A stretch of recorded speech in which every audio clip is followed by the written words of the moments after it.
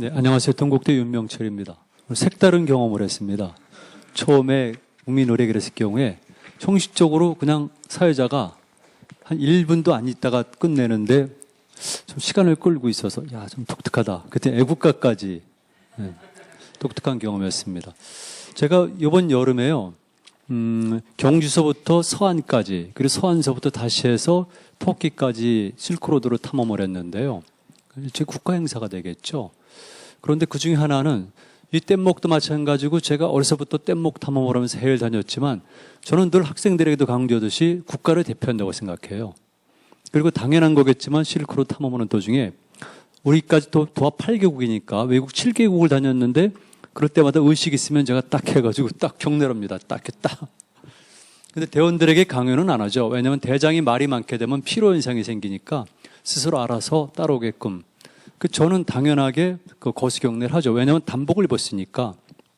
근데 우리 대원들이 그게 보기 좋았는지 그럼 애국가도 부르죠. 이래서 곳곳에서 헝걸 그런 일을 했습니다. 또 한 가지 묵념에 관한 문제인데 우리나라는 이상하게 애국자 그러면은 좀 이상하게 생각해요. 정말 이상한 나라로 좀 생각하는데 근데 제가 다녀본 나라는 제가 세계 많은 나라 다녔지만 다 전부 다 애국을 강조합니다. 사실은. 그리고 국가, 국기를 굉장히 소중히 여기고 그다음에 순국선열에 관해서는 말할 것도 없어요. 특히 터키 같은 경우는 게말파샤에 관해서는 거의 절대적 위치를 차지하고 있고요. 모든 사람들이 다 애국하는데 우리나라에서는 애국이라는 단어 쓰게 되면은 좀 이상한 사람으로 몰리는 것. 이게 상식이 어긋난 사회인 거죠. 간단합니다. 역사는 냉정합니다. 절대 어리광을 받아주질 않는데 이런 식으로 나가면은 우리 힘듭니다. 그러니까 자본주의 아니면 생존 아니면 생활 이런 의미 때문에 우리가 열심히 사는 건 분명하지만 상황이 나빠지게 되면 그렇게 간단한 건 아니죠. 국제관계라는 것은 정말 냉정합니다. 그런 의미에서 볼 때 우리는 애국심을 강조해야 되고 또 역사를 강조해야 되는데 오늘 아주 독특한 경험을 그래서 저는 또 궁금했어요. 아, 이게 분명히 음악이 안 나오니까 또 멈추겠구나. 그런데 또 사회자께서 반강제적으로 그렇죠? 근데 이런 자세가 필요한 거예요. 이런 자세가. 그래서 오늘 기분이 좋습니다. 기분 좋고 좀 일말에 좀 희망도 본 것 같고. 근데 학생들은 안 그래요. 학생들은 자기 가정에 대한 생각이 없으니까 가정의 합인 사회 합이면서 가장 공질성이 강한 실현적 기초와 역사적 정당성을 기초로 한 민족에 대해서도 관심이 없고요. 국가는 이상합니다. 한국에서 지식인들이 국가 그러면은 이상하게 몰리고 있죠. 그러니까 정말 문제가 심각하다는 거죠. 여러분들이 보시는 것처럼 현재 세계 질서가 이렇습니다. 제가 시간만 나면은 세계 질서 전반을 말씀드리고 싶은데 오늘 강의 주제는 그게 아니죠.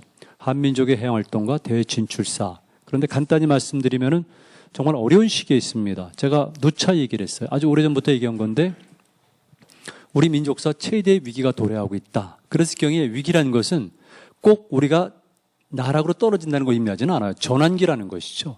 우리 민족사 최대의 전환기라고 일찍부터 주장을 해왔습니다. 그리고 그 증거는 첫 번째는 문명의 문제도 전 있다고 봐요. 문명의 문제. 인류 역사상 현재 호모사피엔스 사피엔스 이후에 지금처럼 인류 문명 자체의 변화가 생길 때는 없어요.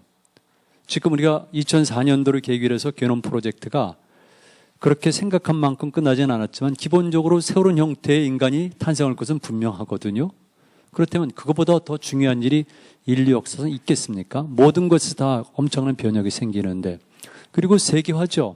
그러니까 이런 얘기할 때 글로벌리제이션 그랬을 때 중국은 아직까지 얘기가 안 됐죠. 다만 중국이 2015년 그리고 2030년에는 GDP에서 미국을 능가할 것이다. 이런 예측은 있었지만 우리가 지금 느끼고 있는 것처럼 중국이 G2가 되고 실질적으로 우리의 위협이 될 것까지는 생각 못했던 거죠.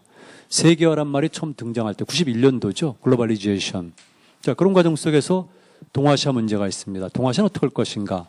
동아시아 공동체도 불가피합니다. 제가 일찍부터 주장한 내용 중에 하나가 동아연방론. 동아연방론 내세면은 내가 전대를 했어요. 나이 드신 분들이 싫어할지 모르겠지만 용어는 그렇다 치더라도 일단 동아시아 공동체는 불가피하다. 연방이라는 것은 공동체보다 더 강고한 것이죠. 그런데 문제는 우리죠. 우린 약소국 아닙니까? 양강대국, 중국, 일본. 그리고 이런 얘기 나올 때 중국은 아직 부상 안 했지만 중국이 부상할 것이라는 것은 91년도부터 이미 예측됐던 거예요. 국제사회에서.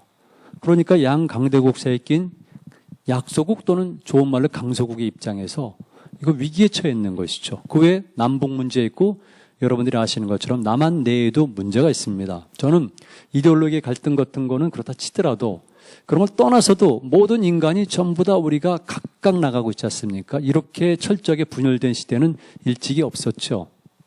이게 문명사적 문제이기도 하지만 동아시적 문제이기도 하고 한국 내의 특별한 현상이에요. 이거 참 큰일입니다. 그러니까 한국인의 행복지수가 통계에 나오지만 늘 낮은 거죠. 이런 것들이 모두 점철되어 있기 때문에 우리 어렵습니다. 그러니까 우리 모두 우리가 닥친 한민족이 닥친 위기를 돌파해야지만 됩니다.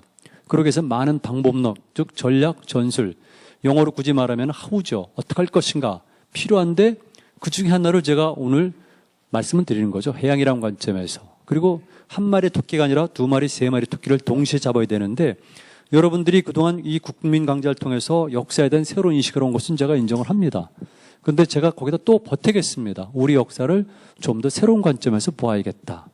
그래서 그동안 여러분들이 많이 말씀하셨겠지만 적어도 해양에 관한 한은 제가 시작했기 때문에 제가 말씀드리는 것이 보다 설득력이 있다고 저는 생각을 해요. 그래서 좀 새로운 관점에서 우리 역사를 보여드리면서 같이 전략을 찾도록 하죠. 왜? 가장 중요한 것은 사람이죠, 사람. 역사의 주체는 모두죠. 자연 포함한 모두. 그러나 기본적으로 사람이거든요. 그 사람이 변해야 되는 거죠. 그렇다면 사람 중에서도 테크놀로지 다 중요하지만 마음의 자세죠. 마음의 자세. 그 개인 주체가 어떤 마음을 갖는가. 이게 중요하죠. 그리고 중요한 것 중에 하나는 자긍심이죠. 제가 늘 얘기를 해요. 학생들한테도 얘기를 하고 전 방송에서도 거침없이 얘기하지만 우리나라 지식인들의 태도. 그래서 우리는 늘 남에게 얻어먹는 거지인가 이렇게 얘기를 하죠. 그런데 모든 사람이 그러하지만 특히 지식인들은 자기 눈으로 세계를 봐야 되고 자기 귀로 듣고 자기 언어로 표현을 해야 돼요. 즉 세계를 해석하는 자기 이론이 있어야 되는데 유감스럽게도 고구려 멸망 이후인지 발해 멸망 이후인지 모르겠지만 적어도 조선조 이후에 우린 그런 걸 잃어버렸거든요. 그러니까 자신감을 잃어버린 거죠. 자의식을 잃어버렸어요. 이유는 바로 역사를 잃어버리기 때문에 그런 것이죠. 자의식을 찾아야지 자긍심을 가지고 자유롭게 남의 눈치를 보지 않고 세계를 해석하고 또 발전시킬 수가 있는 거죠. 지금처럼 남의 눈치를 봐가면서 그런 지식인들이 판을 치게 되면 우리는 해결난망이죠. 그들은 유리할 수 있지만 나머지는 자긍심이 중요하거든요. 그래서 역사가 중요하다고 봅니다. 이거 없는 거죠, 지금? 네, 다음.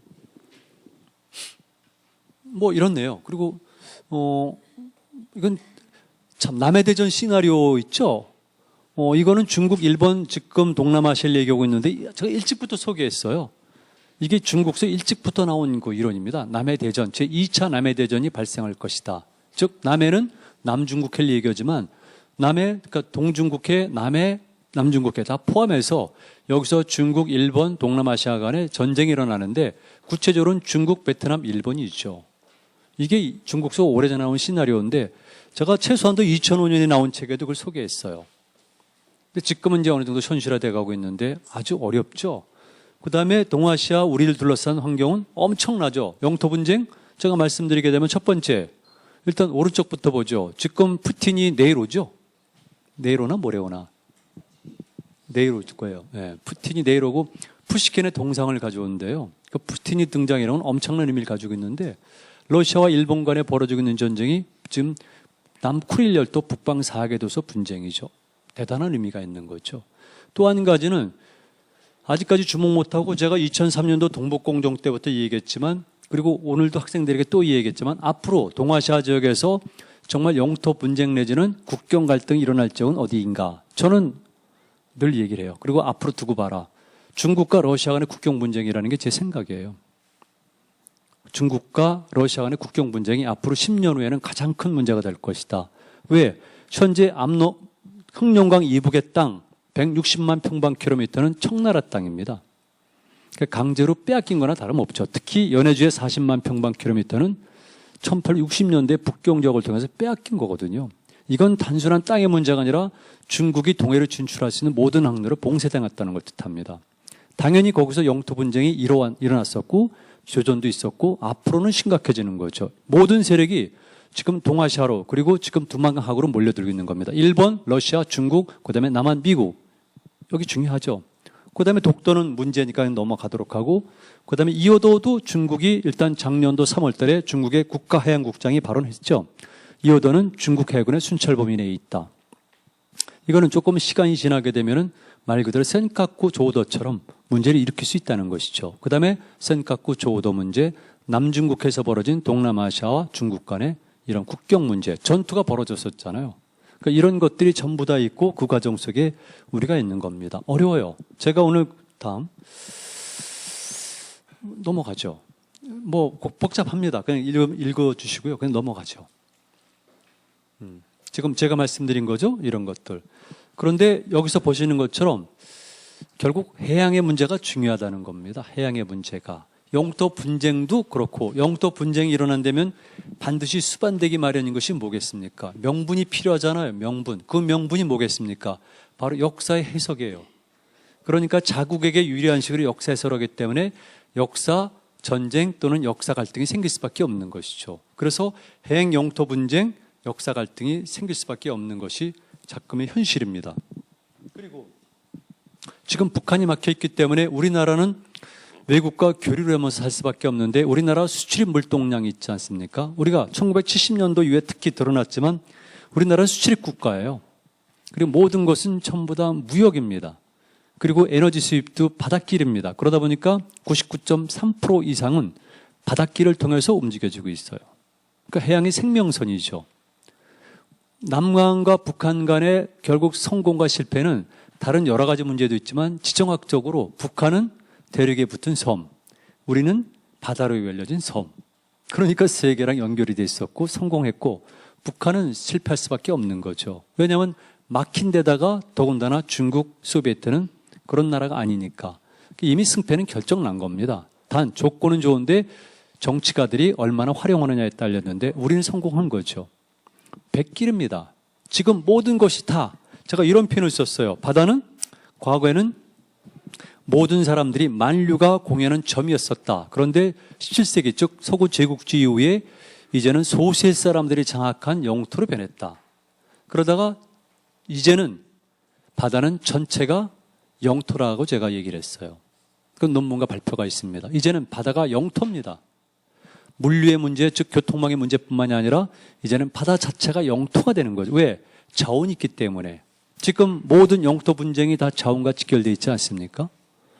바다는 영토예요. 특히 1994년 이후에는 바다도 영토라고 규정을 내렸습니다. 그런 의미에서 볼 때 세계에서 일본은 세계에서 5번째로 큰 영토 대국입니다. 그러니까 해양과 육지를 포함하면 중국보다 더 큰 나라가 바로 일본입니다. 그러니까 일본이 그렇게 해양 영토를 확장시키기 위해서 조그만 도리노시마부터 해가지고 저 먼 곳에 있는 물속에서 보일락말락한 이호도 같은 데다가 시멘트를 부어가지고 인공섬을 만드는 거죠. 국제법상은 인정이 안 되지만 현실은 현실이니까. 이래서 바다가 중요한 거죠. 바다가. 정말 바다가 중요한 겁니다. 자, 다음 넘어갑니다. 조금 전에 말씀드렸으니까 뭐 군사입 팽창 이런 거 다음. 자, 이거는 조금 전에 요거는 제가 말씀드리고 싶네요. 100 아니요, 그 뒤 100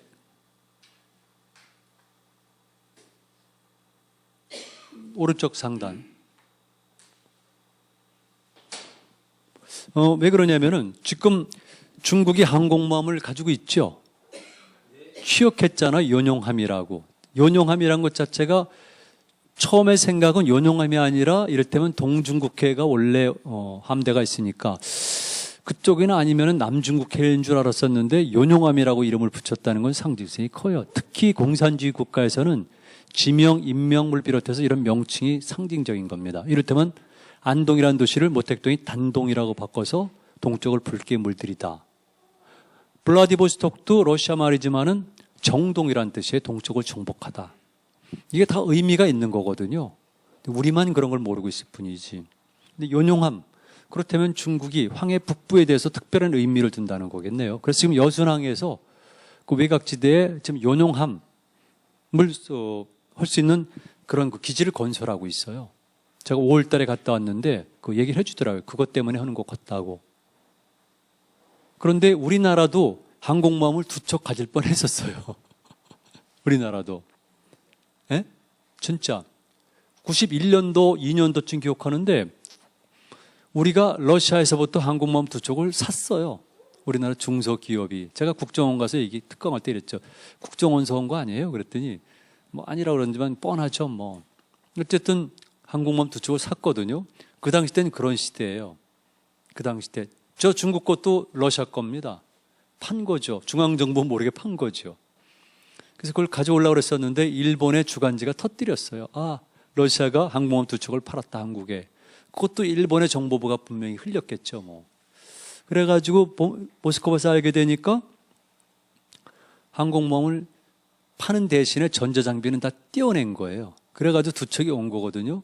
그래서 부산으로 입항해야 되는데 못한 거예요. 그래서 거제도로 입항을 열었는데 또 거절당했어요. 환경운동 쪽과 뭐 여러 군데서 반대를 했어요. 그래도 이따 결국은 팔려나갔는데 행방은 모르는데 지금 두 척 중에 하나가 그것이 아닌가 추정하지만 모르죠.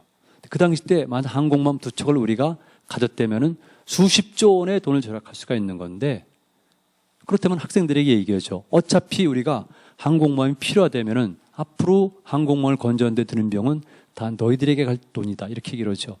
그렇다면 그걸 반대하는 사람들에게 책임을 물어야 되지 않을까? 이렇게 얘기하는 겁니다. 현실은 중요하거든요. 자, 넘어가죠. 해군력 문제. 뭐 일본은 세계 해군력 비율 2위죠. 전 지금 이렇게 보고 있습니다. 우리 역사를. 제가 모르면 역사인데 제 지도가 아니기 때문에 대충 맞습니다. 그러나 지금 제가 범아시아란 말을 만들어서 쓰고 있는데 우리 민족의 역사 활동의 무대, 우리 민족의 원료 이런 것은 한반도적 시각을 벗어나서 이렇게 범아시아적 관점에서 봐야 된다는 것이 제 생각입니다. 그래서 우리가 생성되는 데는 7개의 주된 길과 플러스 알파의 많은 길들이 모여서 이 땅으로 왔다. 그 대신 이 땅은 모여들기만 한 거냐? 그렇진 않아요. 원래 여기가 핵입니다. 터가 있고 토배기가 있는 거죠. 그러나 바깥에서 들어온 것들은 7개 정도의 루트를 통해서 사람들이 몰려들었다는 겁니다. 왜? 여기는 중요한 곳이니까. 다음. 이 루트죠. 이렇게. 여기는 중요한 땅이라고 제가 조금 전에 몇 번이나 식사를 같이 하면서도 말씀을 나눴지만 저는 이것이 특별한 땅이라고 생각해요. 학생들에게는 설명합니다. 왜 특별한가에 대해서. 그리고 자연환경이 정말 독특한 곳이죠. 그러니까 지구상에서 가장 완벽에 가까운 이 자연환경도 중요하지만 이곳까지 찾아온 사람들이 중요하다는 겁니다. 왜 찾아왔을까? 첫 번째, 목적이죠. 그러니까 이 땅을 찾아온 사람들의 목적, 그건 그들의 세계관, 가치관이죠. 두 번째, 그 사람들은 여길 찾아오기 위해서 한 곳을 출발한 다음에 멈추지 않고 끝까지 온 사람들의 후손이에요. 그게 얼마나 중요합니까? 이거는 메이플라워를 따고 대상을 건너서 버지니아에 도착한 사람들, 그 다음에 그들의 일부가 다시 서진을 해가지고 태평양까지 도달한 것, 그것과 이것과 비교할 때 이게 못할 하등의 이유가 없잖아요. 그보다 훨씬 더 오래전의 일인데. 그렇잖아요?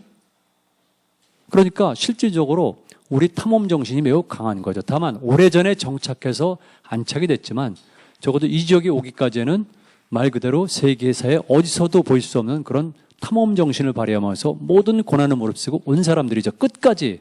제가 탐험 오는 사람이에요. 일부 사람들이 잘 모르는데 좀 이상하다고 생각하지만 원래 제가 정식 탐험 온 사람입니다. 정식으로. 우리나라에서 정식으로 탐험을 한 제 1세대죠. 대학 때부터 탐험부고 한국탐험협회를 제가 만들었고 그래서 탐험사고 그러게 되면 제가 제일 먼저 나옵니다.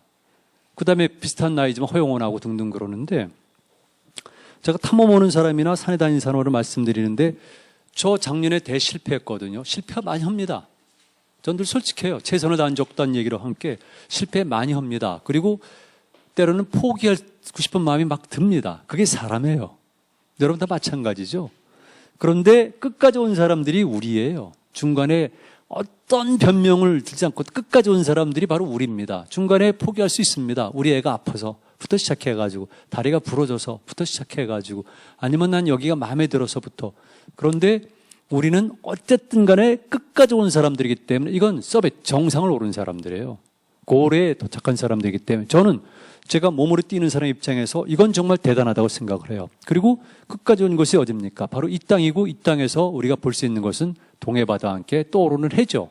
그러니까 우리가 늘 해가 중요한 거죠. 해를 지향하는 사람들이 그리고 문화적으로도 북방 지역이나 아니면 한족과는 다른 그런 문화를 지향하는 거죠. 그 사람들이 어찌 보면 별 볼 일 수밖에 없는 이 땅을 찾아온 겁니다. 그 이유는 찾아야겠죠. 나는 여기도 관계 있다고 보는데요. 다음. 제가 보는 문명이 이렇습니다. 동아시아를 제가 발해 문명론은 제가 얘기했어요, 사실은.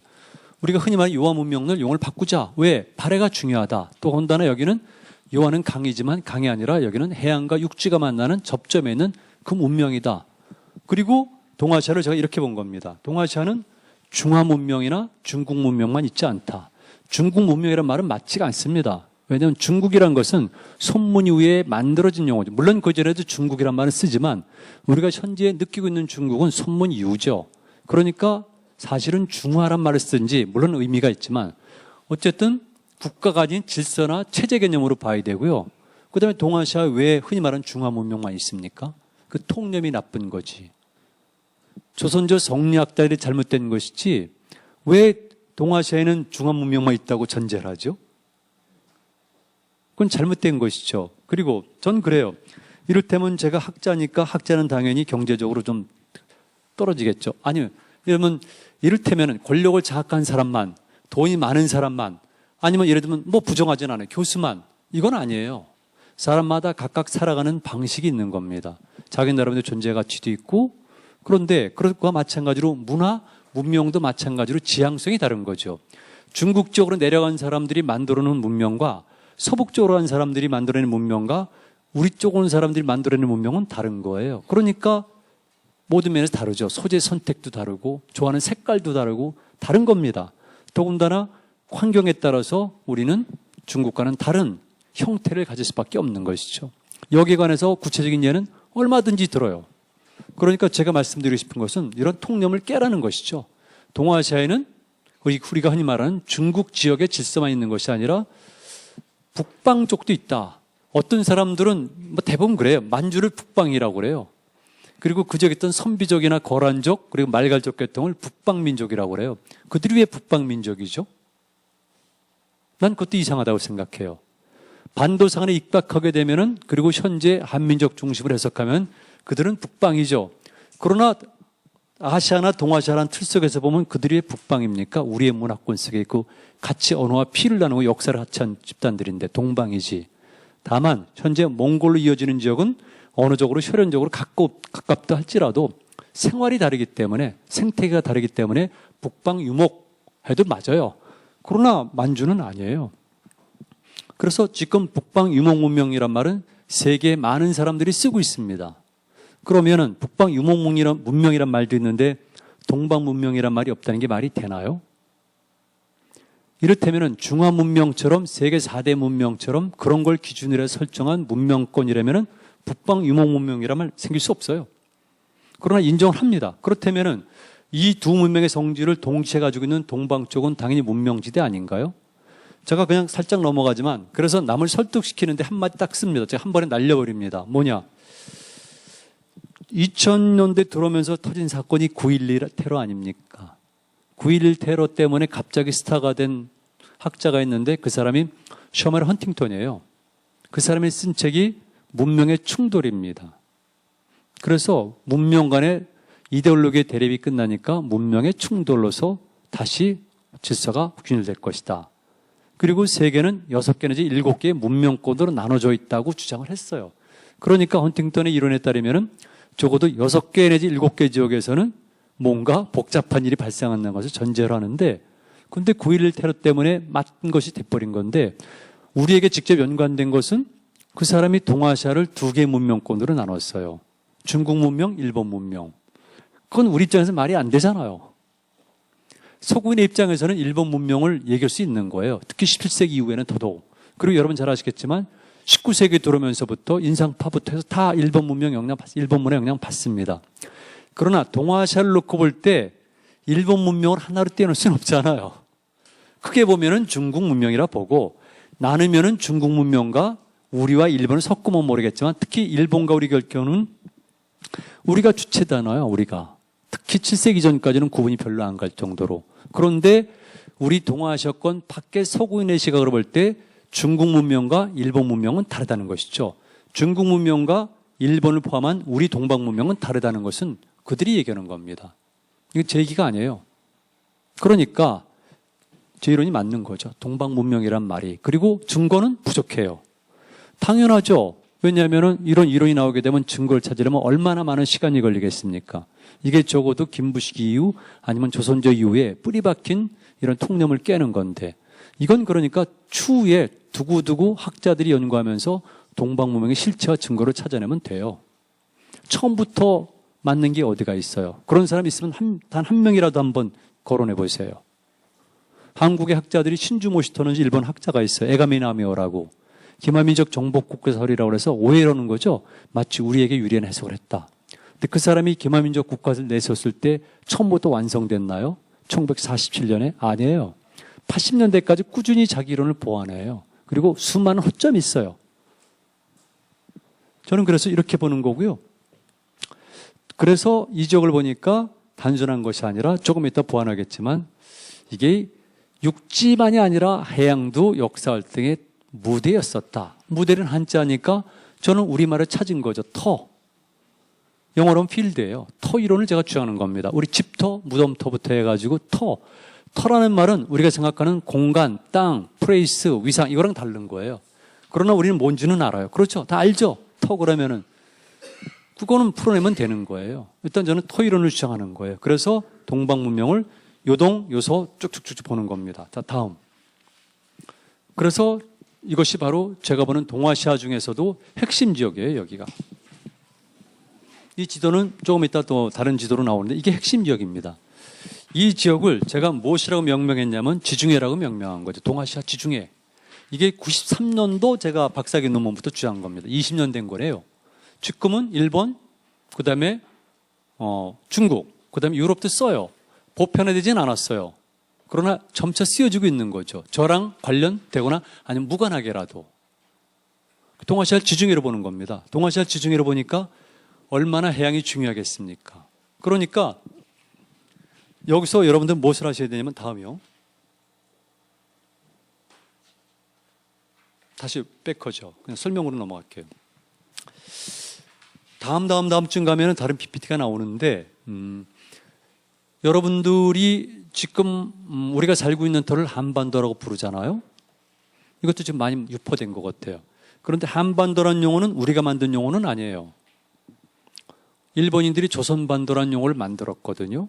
그걸 우리가 한반도로 바꿨을 뿐인데, 조선반도라고 한 것은 지리학적으로 압록강과 두만강을 경계해서 여기는 반도일 수밖에 없다는 자연적인 설명을 붙인 거지만, 그것도 틀릴 뿐만 아니라 그들이 의도한 것은 바로 반도사관입니다. 우리 역사를 반도 역사를 해석하는 반도사관. 그러니까 우리는 반도이기 때문에 반도가 가질 수밖에 없는 숙명이 있다는 반도적 숙명론. 대륙에 붙은 주변 부족 존재이다. 늘 사대성을 띄울 수밖에 없다. 역사는 타율적이다. 이게 반도적 숙명론이에요. 그러니까 북쪽은 한사군에서 식민지, 남쪽은 임날본부에서 일본에서 지배받았고 지금 일본의 지배를 받는 건 당연하고, 그리고 여기에 살았던 사람들은 식민지의 백성들이니까 나쁜 성격이 있다는 것이 반도적 근성론이에요. 이게 결국은 한반도라는 용어의 전신이죠. 그러니까 불순한 의도를 가지고 시작됐다. 이걸 아셔야 되고, 그래서 우리 학자들이나 지식인들도 부지불식간에 늘 반도적 사고를 하는 거죠. 그러면 지금 고구려나 발해가 반도에 있었습니까? 반도에 조금 있었고 대륙에 있었지. 그리고 우리가 흔히 말하는 고조선, 저는 원조선이라는 용어를 쓰지만 그게 반도사관으로 해결이 됩니까? 반도사관을 주장하는 사람들이 어떻게 중국의 동북공정에 대해서 맞설 수가 있죠? 그렇잖아요. 그러면은 한반도를 대체할 수 있는 용어를 만들어야 되는데 그것 하나 못 만들고 있는 게 한국 근대 역사학이에요. 용어는 끊임없이 만드는 겁니다. 개념도. 안 하는 게 직무유기지. 그럼 만들어도 사용을 안 하는 거죠. 당연히 새로운 용어를 만들어야 됩니다. 현재 우리는 한반도에 있지만 적어도 역사 용어로서 1000년을 지난 나머지 시간은 한반도 역사가 아니에요. 근데 용어가 중요해요. 용어가 개념의 인식이 실천을 나왔기 때문에 늘 용어 쟁탈전 아니에요. 다른 나라들은 용어 쟁탈전하고 그것 때문에 목숨을 거는데 우리나라 지식인들은 왜 안 하죠? 난 그게 이상하죠. 정말. 한반도라는 용어는 잘못된 거예요. 그냥 재미삼아 말씀드리면은 제가 95년도에 이 지역에서 말을 사가지고 말 타고 내려온 적이 있어요. 이렇게 쭉. 그때 왜 그러냐면은 제가 고구려로 박사학위를 받았는데 만주를 잘 모르잖아요. 제가 실크로도 2번 가봤어요. 이번에 간 거는 점이 아니라 선으로 주파했다는 거거든요. 고구려족을 가도 또 다른 거예요. 그러니까 저는 박사학위를 고구려 받았는데 정말 고구려의 자연도 모를 뿐만 아니라 그 자연 속에서 고구려인들이 어떻게 생활했고 어떤 생각을 가졌는지는 모르는 거예요. 그래서 제가 94년도에 놀란 게 있어가지고 95년도에 말을 잊어가서 말을 사서 말 타고 내려왔어요. 이거 사실은 다큐도 만들어졌고 조선일보에 연재가 쭉 됐던 건데 꽤 오래전에 벌써 세월이 오래된 거죠. 제가 처음에 만주 갔을 때 압록강을 보면서 한 말이 있어요. 아, 압록강은 국경의 강이 아니로구나. 그때 제가 한 말, 압록강은 한강이로구나 그랬어요. 압록강은 한강이니까 압록강 이남은 강남이에요. 그럼 여러분 아시잖아요, 강남. 땅값 비싼데. 그리고 아시겠지만 첫 수도에서 국내성을 옮긴 것은 2대 유리왕 때잖아요. 국가가 안정되기 직전이잖아요. 그런데 지금 현재 국내성 지역으로 이주했다면은 이미 주몽이 나라를 세울 때부터 국내성 지역은 고구려 수도권이라는 얘기 아니에요? 더군다나 유리왕 때는 거기가 완전히 수도일 뿐만 아니라 강남 지방도 수도일 뿐만 아니라 강남 저 밑에 오늘의 만포, 강계 미인 아시죠? 강계. 여기도 수도권이죠, 뭐. 왜? 수도는 원래 그런 거예요. 센트럴 시티라고 그래가지고 교육과 방어. 이게 딱 두 마디로 압축돼요. 수도는 교육과 방어. 특히 방어. 그 센트럴 시티예요. 그러니까 고구려는 처음부터 강국이었었고 처음부터 남쪽까지가 영토였다는 거죠. 이건 너무나 간단해요. 당연히 그 전에 조선이라는 나라가 있었기 때문에. 그래서 두 번째 제가 말 타고 내려온 다음에 압록강가에 섰어요. 그래서 말 타고 딱 섰죠. 그건 다 알아요. 집안 사람, 옛날 사람들은. 그때 제가 한마디 했죠. 아, 내가 작년에 실수했노라. 작년에는 압록강을 한강이라고 그랬었는데 실수한 거예요. 압록강은 청계천이더라고요.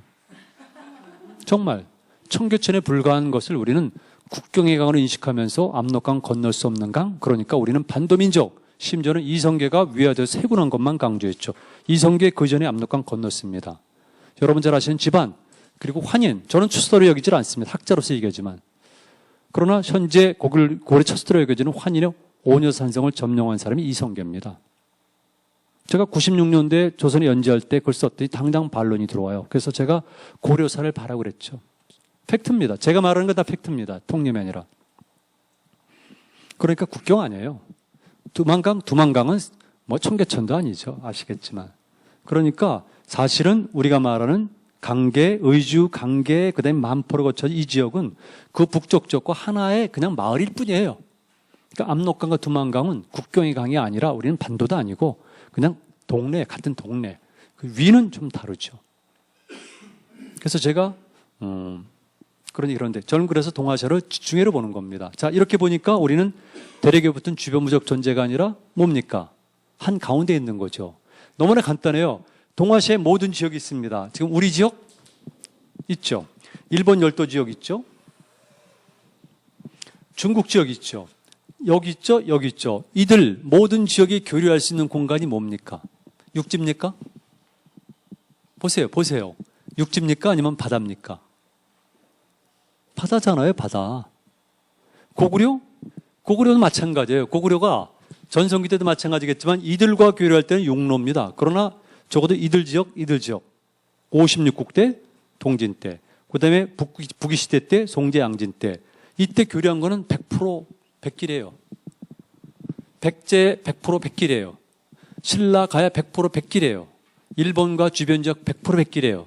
그럼 동아시아에서 모든 것을 연결하는 건 바다지 육지입니까? 제가 또 역사학자로 말씀드릴게요. 고구려는 기마민족 아닙니다. 저 고구려를 박사학위 받았고 고구려에 대해서는 누구보다도 애정을 가진 사람인데 고구려는 기마민족 국가가 아니라 기마군단을 활용해서 국가정책에 성공한 나라죠. 그리고 특히 이 지역, 송화강이죠. 이 지역은 숲의 문화입니다. 숲과 강의 문화예요. 여긴 기마군단이 활동할 수가 없는 데입니다. 사냥꾼의 문화고 이게 고구려의 특이한 점이고 우리 민족 문화의 특성인데 그리고 해양이 발달했고 다만 초원으로 갑니다. 장춘 이북부터 해가지고 서북쪽으로 가면 초원이 연결되기 때문에 여기는 기마군단이 활동하죠. 그래서 부여마, 신마, 명마 이런 말들이 나오고 나중에 동천왕도 그렇지만 특히 장수왕이 800필의 말을 보낸 것은 이 지역에서 나는 말을 사가지고 중개무역한 거죠. 바다를 건너서. 그러니까 동아시아 지역에서 우리는 주중에 한가운데 있기 때문에 육지도 중요하지만 바다도 중요했다는 것이죠. 그렇다고 해서 바다만 중요한가? 저는 그렇지 않아요. 역사학에서 해양사관이란 말은 제가 전국 역사학대에서 처음 제기한 겁니다. 제가 해양사를 처음 시작했으니까. 그러나 제가 즉시 교정을 했죠. 나는 해양사관이 아니라 해륙사관이다. 해양과 육지를 유기적으로 보는 거다. 그러니까 우리는 육지도 발전시켜야 되고 해양도 발전시켜야 되고 이것은 1 더하기 1이 아니라 바로 우리가 말한 3의 논리, 여기 3조고 보이는 것처럼 3의 논리죠. 그래서 해륙사관, 유기체를 주장한 겁니다. 3조고 저 할 말 많은 사람이에요. 제가 82년도에 대한해협에서 뗏목을 띄웠습니다. 일본 열도로 가겠노라고. 그 당시 때 낙하선의 야스히로가 내각 총리 대시되면서 역사에 왜곡을 할 때인데 대학원 시절 때 제가 뗏목을 띄웠어요. 이유는 여러 가지가 있습니다. 뭐 역사적인 이유도 있고 사상적인 이유도 있고 그런데 그때 띄운 뗏목 이름이 해무소입니다. 그리고 그때 만든 단체 이름이 다물단입니다. 이건 다 기록에 나오는 거죠. 저는 하면 다 책을 쓰니까. 그리고 실패했지만은 83년도에는 다시 해서 결국은 큐슈의 그 오돌도까지 갔는데 그때 제가 해무소, 다물단, 뭐 그림 다 마찬가지입니다. 그리고 그 당시 때 낸 시집이 신단수입니다. 거기에 표지가 역시 고구려 고분벽화에 천왕이란 글자가 새겨져 묵서가 있는 그 그림입니다. 96년도에 제가 중국 절강성서 뗏목을 띄웠어요. 동아지중해호라고. 오다가 태풍을 만나가지고 아예 방을 바꿔가지고 여기까지 갔죠. 여기가 바로 적산 법화원이 있는 석도 앞 모야도입니다. 모야도 9km까지 가서 제가 신고했죠. 그리고 97년도에 출발해가지고 흑산도 17일째 인천까지 왔는데 그때 동아지중해라는 뗏목의 돛그림이 바로 3조고입니다. 이게 96년도 7년도입니다. 그리고 2002년도 한일 월드컵 때 일본 축구협회 엠블렘을 제기한 게 접니다. 그건 동아일보 기사가 나와요. 제 이름과 함께. 그러니까 3조고에 대해서는 제가 82년도에 단군에 가는 논문을 쓰고 3이라는 숫자를 매일 강조하고 늘 33 그랬는데 전 3을 소중히 여깁니다. 그러니까 해륙사관이라는 것은 단순하게 육지와 해양의 문제가 아니라 모든 것을 유기적으로 본다는 유기적 제 역사 유기체설의 한 부분이에요. 우리 특별한 집단이죠. 우리 정말 특별한 집단이라고 생각해요. 넘어가죠. 바다가 이렇게 중요합니다. 그런데 보세요. 한국 사람들이 특히 한국의 지식인들이 가지고 있는 못된 습관이 있습니다. 제가 이렇게 얘기하죠. 여러분들은 그렇게 사세요. 그래요. 여러분들은 그렇게 사세요. 저는 그렇게 살기 싫습니다. 왜냐하면 저는 살 날이 많지 않습니다. 이게 그렇죠. 인간의 수명이란 것이 지금 한때는 뭐 200살까지 희망적으로 얘기했지만 그렇지는 않잖아요. 그러니까 짧은 기간 동안에 자율적으로 주체가 돼서 살아야 되는데 제가 지식인들이 저는 아까 말한 대로 거지같이 사는 건 싫거든요. 근데 우리는 습관적으로 늘 문화를 받아들였다고 생각해요. 우리는 습관적으로 남에게 공경만 받았다고 생각해요. 그래서 옛날에 이상욱 선생님 말씀하셨지만 우리는 처녀에 달한 침략을 받고도 한 번도 남을 공격해 본 적이 없는 평화를 사랑하는 민족이라고 배웠어요. 그렇잖아요. 그게 사실이라고 믿으세요? 그리고 100번 사실이 할지라도 꼭 그렇게 믿으셔야 돼요? 아니면은 여러분들의 자녀는 그렇게 가르쳐야 됩니까? 남에게 얻어맞기만 하고라도 끝까지 너는 그렇게 해서 어떻게 살아가죠?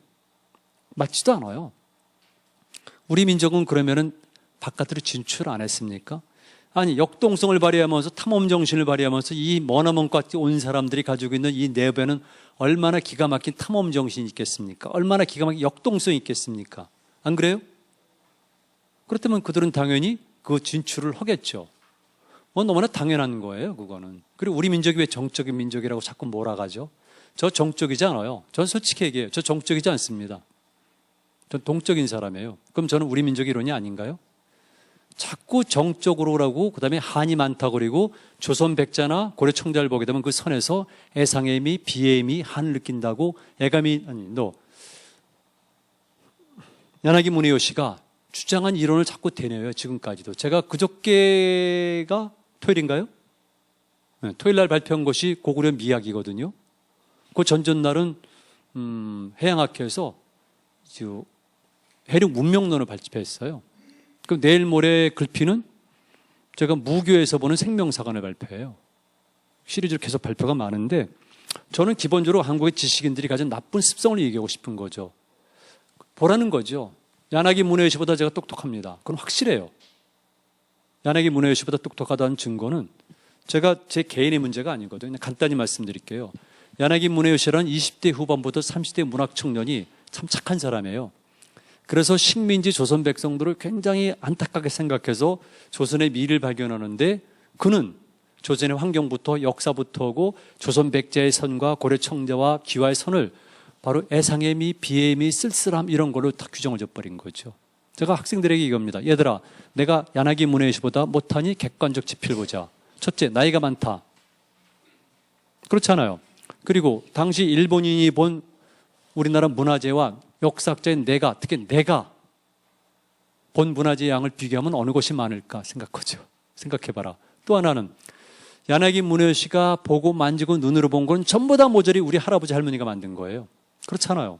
그럼 내가 본능적으로 이해하지 그 사람이 잘합니까? 그 개인의 능력은 모르겠지만 적어도 이런 드러난 지표를 보면은 제가 더 정확해요. 근데 전 정반대로 해석해요. 조선의 백자에서 엄청난 완성미를 느낍니다. 완벽한 거죠. 거기서 빛을 느껴요. 백이민족 그런데 저는 단호히 얘기합니다. 그건 화이트가 아니라 블라이트예요. 원래 우리가 백자를 좋아합니다. 그것은 빛이에요. 백두산의 백이라는 것이 만년설 때문에 그렇습니까? 빛 때문에 그렇지. 그러니까 백두산, 태백산, 태왕산, 불황산, 계마산, 도태산 등등 명칭이 있는 거지. 다 그런 의미를 지니고 있는 거죠. 그러니까 기본적으로 마찬가지인데 왜 우리는 늘 남에게 공격받았다고만 생각합니까? 바깥으로 나갔다고도 생각해야죠. 당연히 나가는 겁니다. 그러다 보니까 이런 루트를 그리는데 중국 쪽 들었지만 일본 열도 꾸준히 건너간 겁니다. 어디에서? 바다에서. 바다에는 길이 있습니다. 바다에는. 그래서 A 항구에서 출발하게 되면 도착할 수밖에 없는 도착지가 있습니다. 이유가 있어요. 시간 되면 말씀드리겠지만. 그러니까 그 고려 백제 신라 가야가 각각 다른 거죠. 보세요. 백제인들이 출발하게 되면 여기로 출발한다고 봐야겠죠. 물론 근처공항 때 내려왔다는 설이 있지만 그래도 출발지는 여기라고 보면은 여기 도착하는 거예요. 제가 83년도에 뗏목이 여기 도착했습니다. 2003년도에 뗏목이 마지막에 제주도에서 출발했거든요. 목표는 가라츠입니다. 가야.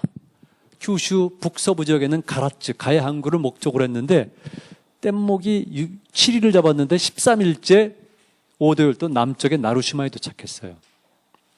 당연히 그런 거죠. 물길이 그러니까. 제가 거슬러 보려고 했지만 시간만 허비하고 뺑뺑 돌다가 결국은 오대열도에 도착한 거죠. 오대열도는 어렵게 생각하지 마세요. 오대열도를 탁 넘어서게 되면 있는 큰 바다가 있어요. 그 바다가 유명해입니다.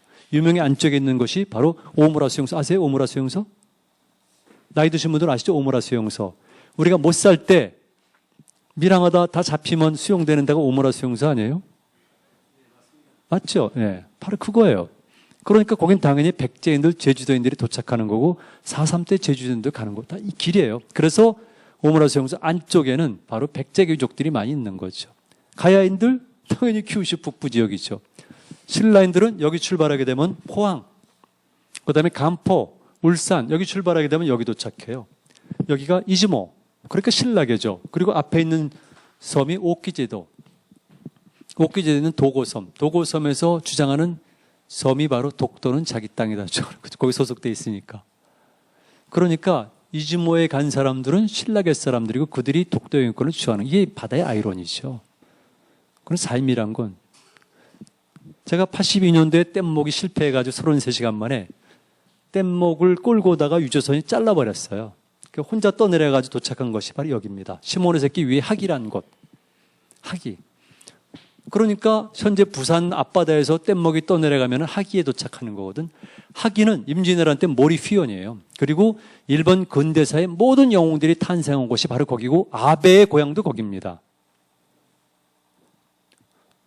이토 히로부미를 비롯해서 일본 근대사 영웅들이 탄생한 곳이 바로 거기입니다. 이유는 있죠. 이유는. 그리고 바로 아베, 그러니까 기시 다 이쪽 출신들이에요. 그러니까 역사는 참 묘한 거죠. 이들이 큐슈 세력과 이들이 줄기차게 주장하는 것이 바로 조선 병탐론, 그 다음에 정한론, 대동국 등등 이런 거죠.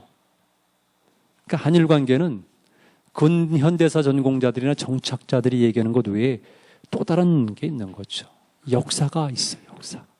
그러니까 아벨은 이게 어려운 거죠. 이 단순하게 문제가 아니라 바로 너무나 당연히 이토 히로부미가 바로 거기에요. 이토 히로부미 비롯한 몇몇의 그 뛰어난 그 일본의 명치신을 성공시킨 인재들을 양성한 요시다 쇼인, 그가 세운 학교가 바로 학이거든요. 그리고 학이학기, 즉 우리 조선 도공들이 가서 만든 도자기로 유명한 학이학기죠. 그리고 고구려 당연하죠. 이렇게 우리는 주변적으로 끊임없이 진출했다는 것을 꼭 여러분들이 아셔야 돼요. 그리고 이들은 바다를 건넌 사람들이에요. 우리 민족이 왜 정적인 민족입니까? 이상해요. 그리고 여러분 통념을 깨세요. 많은 분들이 그렇고 특히 예술 오는 양반들이 그런 얘기하는데 우리의 전통, 그다음에 그러면은 꼭 조선시대만 생각해요. 여기도 아마 그러실 거예요. 우리 전통이 왜 조선시대죠? 지금 우리를 놓고 볼 때 가장 가까운 시대지만, 그러나 제가 지금 꼭 60인데 오늘날 60의 저를 규정한 게 50대 때입니까? 아니면 40대 후반입니까? 아니잖아요. 20대도 있고 10대도 있고 등등. 그렇죠. 그리고 무엇보다 중요한 것은 우리 엄마 아버지가 날 낳았을 때 내가 받은 유전자가 있잖아요. DNA가. 이게 생물학적으로 계승이 된 건데. 그러니까 우리 역사, 전통 뭐 이랬을 경우에 또는 국학 뭐 이랬을 경우에는 조선도 생각하지 마세요. 그리고 우리가 언제부터 여백의 미를 강조했나요? 물론 여백이 가지고 있는 공간성이라든가 느림의 미학은 있어요. 그러나 성리학자나 지금 사람들이 얘기하는 것처럼 조선 수묵화에 보이는 그런 여백의 미는 없었어요. 고구려 고분벽화에 아니면 고려 탱화에 어디 여백이 있어요? 그렇잖아요. 그리고 우리가 언제부터 수묵합니까? 그리고 당연한 거겠지만 수묵화에 그려진 것들이 정선이 등장하기 전에 거기서 그려진 자연환경이 우리 조선의 산천은 아니잖아요. 그렇잖아요. 거기에 등장하는 인물들이 조선 사람입니까? 우리 한민족 아니잖아요. 그러니까 우리 역사 전통에 얘기하게 되면 조선 이전의 고려 이전의 남북국 시대, 그리고 고구려, 원조선 이걸 다 보면서 우리 역사 전통을 얘기하고 거기서 뭔가 새로운 걸 찾아야지 뭔가 잘못된 거죠. 자, 그래서 여러분들이 말씀드리고 싶은 것은 우리는 주변으로 끊임없이 진출했다. 당연한 겁니다. 필요에 따라서. 이를테면 돈을 벌기 위해서, 아니면 저기 가서 내가 정치로 내 야망을 실천하기 위해서, 아니면 도망가기 위해서 살인을 저지르고 그다음에 애인과 도피행각 등등 비롯해서 떠나는 겁니다.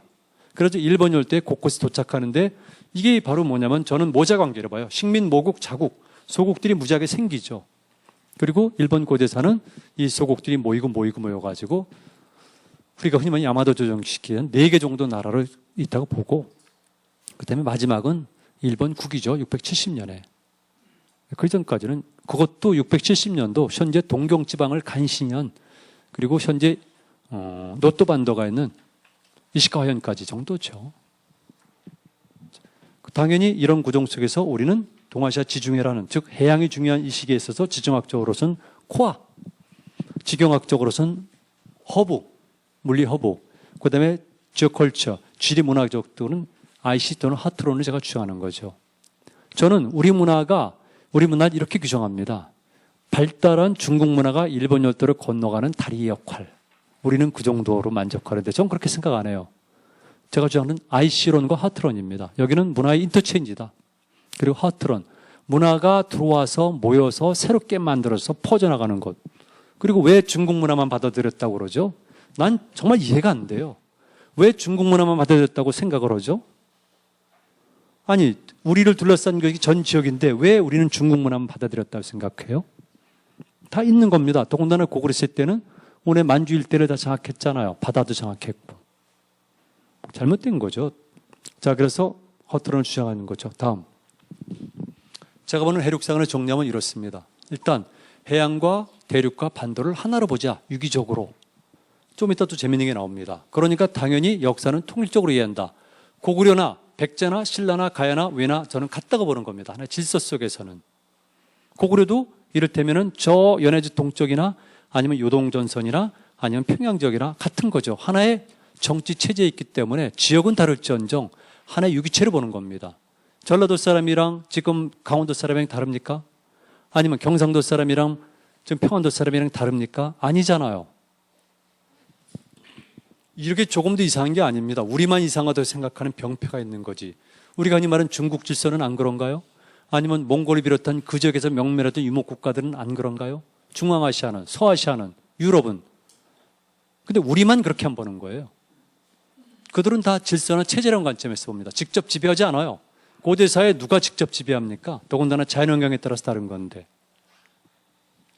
두 번째, 그러니까 당연히 유기체로 보는 거고. 자, 세 번째, 원조선입니다. 저는 고조선이라는 용어 대신에 원조선이란 말을 쓰는데요. 고조선이란 말 자체를 별로 안 좋아합니다. 왜냐하면 이론이 있었지만은 그 위에는 불순한 의도로 사용됐기 때문에 싫어요. 그리고 조선은 원래 첫 출발한 조선 아니겠어요? 그러니까 조선이에요, 거기는. 그리고 조선이라는 나라를 끊임없이 계승했듯이 고구려라는 나라를 끊임없이 고려로 계승했듯이 이건 계승성의 문제거든요. 그러니까 조선이라는 국가가 맞습니다. 그리고 굳이 구분한다면은 이성계가 쓴 우리가 아는 조선 외에 첫 출발한 거니까 원조선이고 여기서부터 출발했잖아요, 우리가. 그러니까 원조선이에요. 원조선이니까 그 위에 생겨진 모든 국가나 정치 체제들은 조선을 계승한다는 명분을 갖고 있을 뿐만 아니라 내세우지 않으면 안 되는 거죠. 이게 원조선 계승성이에요. 조선이라는 나라는 실제 했습니다. 다른 학자들이 아무리 얘기한다 할지라도 조선이라는 명칭 아니면 단군이라는 존재는 모르겠지만 적어도 그 지역에 강력한 정치체가 있다는 것은 분명하고 더군다나 최근에 중국의 고고학적 발굴을 통해서 이건 입증이 되고 있고 앞으로 더 확대됩니다. 조선이라는 나라는 있었죠. 조선이 멸망했습니다. 조선이란 정치체제가 멸망했다고 모든 것이 사라지진 않잖아요. 토가 남아있잖아요. 토가. 토 속에는 뭐가 있습니까? 생태계 남아있죠. 모든 자원이 그대로 남아있는 거죠. 그 다음에 사람이 거주하죠. 사람이 거주하면 그 사람이 단순한 사람입니까? 그 사람이 가지고 있는 테크놀로지, 그 사람이 가지고 있는 조직 능력, 그 사람들이 가지고 있는 자의식과 역사적 경험, 더군다나 우리는 한과의 싸움에서 패배했다는 그 상처, 트라우마, 이게 다 그대로 있잖아요. 그렇다면 그 지역에서는 곳곳에서 부흥운동이 일어나는 것은 너무나 자명해요. 이것이 흔히 말하는 소국입니다. 고구려 내부에서의 수많은 나라들, 백제의 수많은 나라들, 이런 나라들, 이 소국들은 나이 드신 분들이 배운 것처럼 부족국가도 아니고 그 다음에 우리 또래부터 배우기 시작한 성업국가도 아니고 저는 조선 멸망 이후에 생겨진 그런 저 소국으로 보는 거죠. 이거 큰 차이 있습니다. 역사, 문화 발전 단계. 이런 기본소를 내세운 분이 누구냐면 저는 단제라고 봐요. 단지 신채호가 그 틀을 제시했다고 보고 있고 북한서 수용을 한 거죠. 그 북한서는 소국들의 병합 과정을 통합전쟁이라고 보고 있고 저는 제 이론을 만든 거예요. 그래서 통일전쟁이라고 보는 거고 원조선이라는 용어를 썼고 조선 계승성과 정통성 썼고 등등 하는 것뿐이죠. 이렇게 보면 역사가 달라지는 거죠. 이거는 더 고고학적인 유물을 통해서 더 밝혀지게 됩니다. 이미 거기는 발전된 정치제가 있었습니다. 그리고 우리가 알고 있는 고구려 이런 숱한 나라들은 고구려에도 얼마나 많습니까? 그래서 하나 예를 들게 되면은 고구려가 처음에 추모가 내려온 다음에 정복한 나라가 비류국 아니겠어요? 그렇죠. 비류국을 점령한 다음에 그곳에 세운 곳이 다물도잖아요. 다물도. 그래서 삼국사기에 보면은 다물은 이렇게 있죠. 려어, 고구려 말로 위, 일컫는다, 못을, 복구토, 옛 땅을 회복하는 것. 이걸 다물이라고 한다. 이때 다물이 그거거든요. 그러니까 옛 땅을 회복한다는 것은 조선적 영토를 저는 회복한다고 봐요. 그리고 영토가 아니라 질서와 체제로 보는 거죠. 다물이 그래서 중요한 거죠. 다물이. 단순하게 그런 것이 아니라 조선적 질서를 재현하는 것. 즉 패배했던 우리, 그다음에 일시적으로 많은 것을 빼앗겼던 우리, 이걸 제대로 회복하는 것이 다물이고 이거는 끊임없이 온갖 모든 유기체가 가질 수밖에 없는 숙명이에요. 특히 우리처럼 이런 공질성이 강한 집단에게는. 이게 중요한 거죠. 재밌는 얘기 하나 또 해드릴게요. 시간이. 우리나라 역사상 가장 뛰어난 여자가 누구라고 생각하세요? 우리 역사상 가장 뛰어난 여자. 뭐 기준은 다르겠지만, 뭐 헌안설원도 있을 것이고, 황진이도 있고, 평강공주도 있을 것이고 등등 그런데, 예, 저는 소선호라고 생각해요. 소선 최고죠. 소선호. 소선호가 어디에 연탑 아래 딸이었었잖아요. 어느 나라에 있었습니까? 소선어가? 예? 졸본부여죠. 선생님 졸본부여라고 말씀하셨으니까 졸본의 뜻을 한번 풀이해 주실래요? 졸본. 예. 잘 아시는 것처럼 졸은 졸이에요. 예. 본은 본이고 근본 본자에다가 졸이 들어가는 거죠. 그럼 원래 졸본부여가 원래 명칭이 아니에요. 예? 홀본이에요. 김부식이 졸본으로 고쳤는데 이것도 제가 현장에서 느낀 거지만 김부식이 졸본으로 고쳤다고 생각해요. 왜? 삼국사기에 그렇게 돼 있으니까. 그런데 정작 광개토당 비문에는 홀본으로 돼 있어요. 그럼 어느 게 맞습니까? 홀본이 맞지. 홀이라는 게 뭡니까? 여러분 인천에서 오신 분 계세요? 인천. 미추홀. 수원은 매홀. 그 다음에 비열홀. 포천은 소홀. 홀자는 바로 고구려 말로 골짜기 또는 영토, 어떤 면에서는 쿨과 연관시켜가지고 알타여죠. 호수라고 보는 경우도 있어요. 어쨌든 우리 역사 속에서는 골짜기, 땅, 터를 의미하는 거죠. 그러니까 홀본부여는 진짜 부여예요. 적어도 그 해석에 따른다면은. 왜? 북부여 해모스의 아들인 추모가 동부에서 자랐다가 그 다음에 온 곳은 결국은 정통성 때문에 온 것이 아닌가 생각을 해요. 그때 홀본의 위치는 모르죠. 현재는 환인이라고 보고 있지만 어쨌든 중요한 것은 홀본이란 겁니다. 그러면 선생님한테 다시 질문하는데 졸본이란 용어를 사용할 때와 홀본이란 용어를 사용할 때는 다르잖아요. 근데 왜 우리는 그렇게 만들죠? 졸본이라고? 삼국사기에는 천재란 말이 없어요. 황천이란 말도 없고 천왕이란 말도 없고 천손이란 말도 없고 일월이란 말도 없어요. 이건 전부 다 그 당시 때 제가 금속문을 가지고 얘기한 겁니다. 그러니까 적어도 고구려 사람들은 이런 용어를 사용했던 거예요. 천지의 아들이고 어머니는 수신의 딸이다. 나는 황천의 아들이다. 일월지자다. 성왕이다. 천왕이다. 천손이다. 이런 것들은 당대 금속문이에요. 그래서 삼국사기에는 단 하나도 없잖아요. 그리고 광개토 왕이라고 부득부득 우기잖아요. 학자들도 교과서에 그렇게 쓰고 있고. 그런데 중국에서도 광개토왕이라고 부릅니까? 중국 다녀오시면 알겠죠. 호탕이라고 그러잖아요.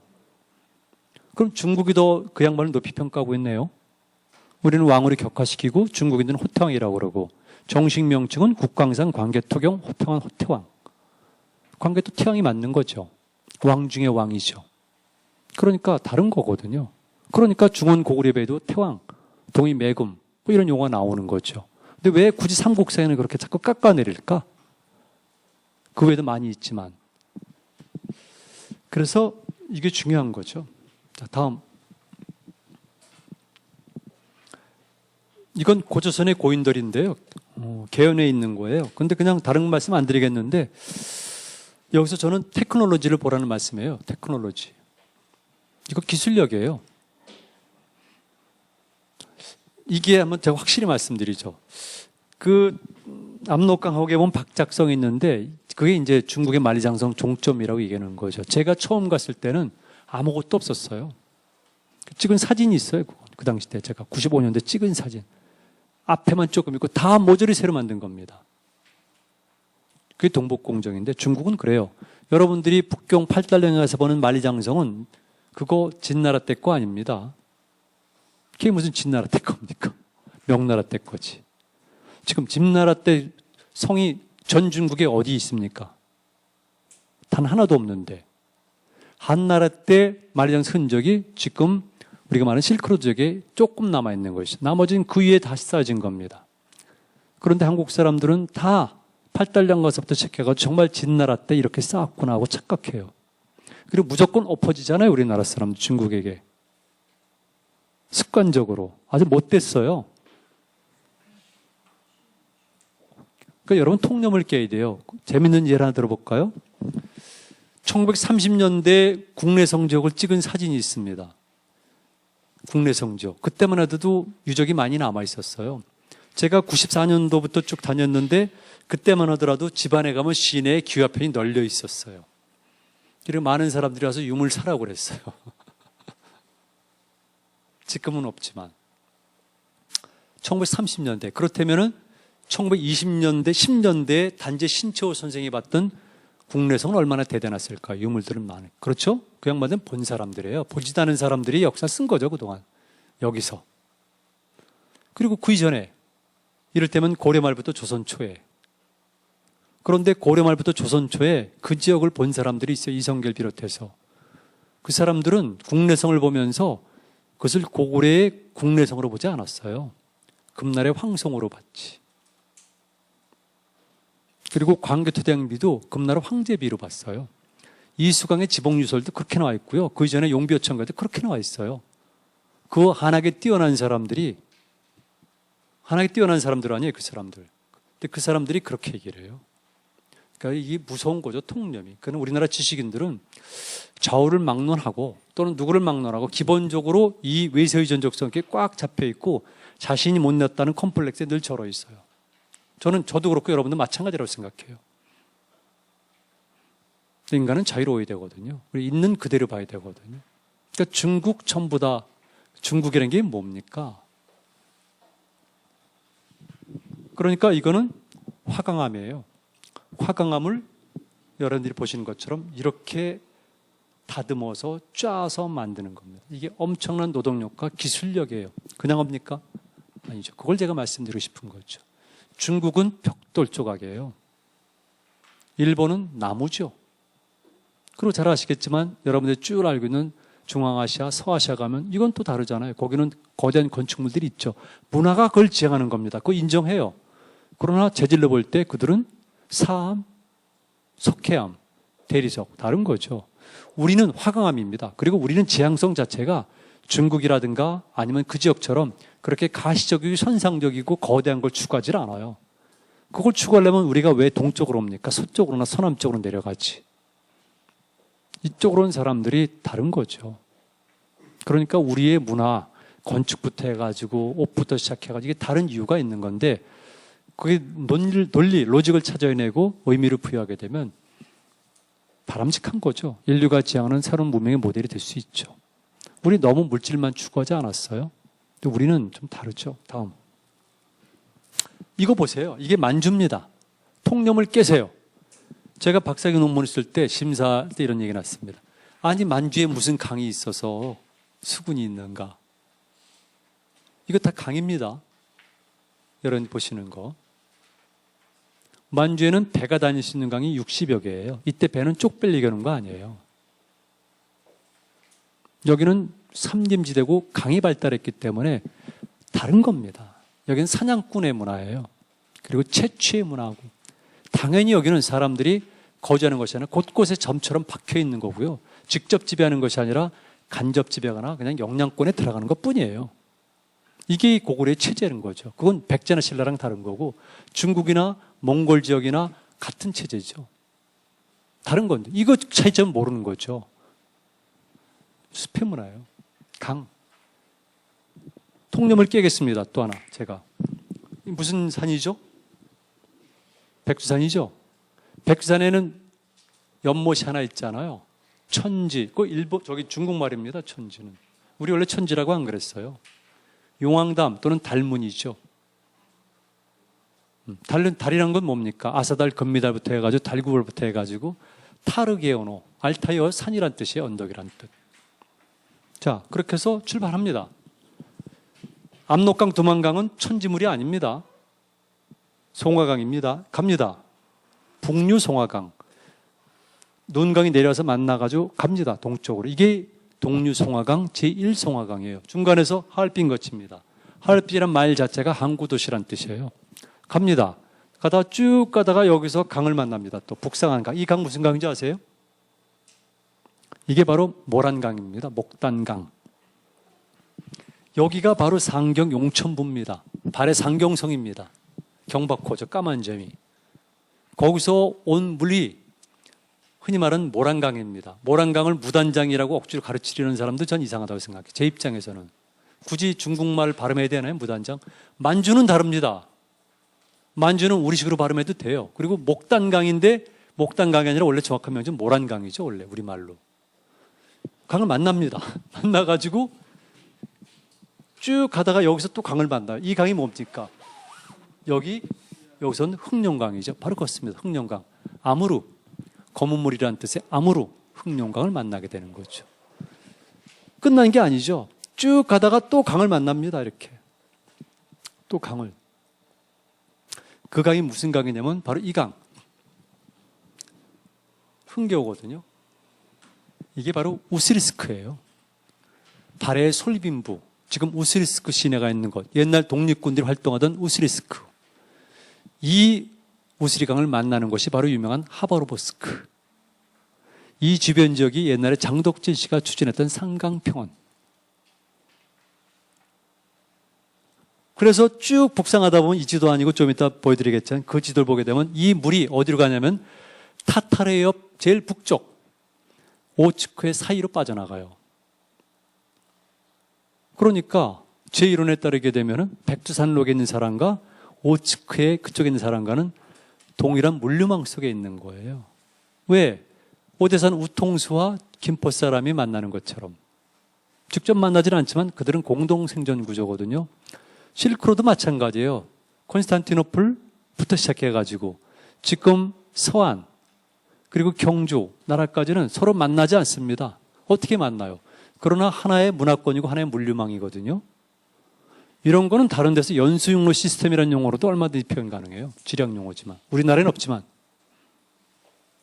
통념을 깨는 거죠. 그렇다면 우리 민족의 활동 무대는 백자 신라다르다면 이거 전부 다 고구려적인 질서나 체제고 그 전에 조선적 질서 체제라고 봐도 그 시대 상황에 따라서 맞는 겁니다.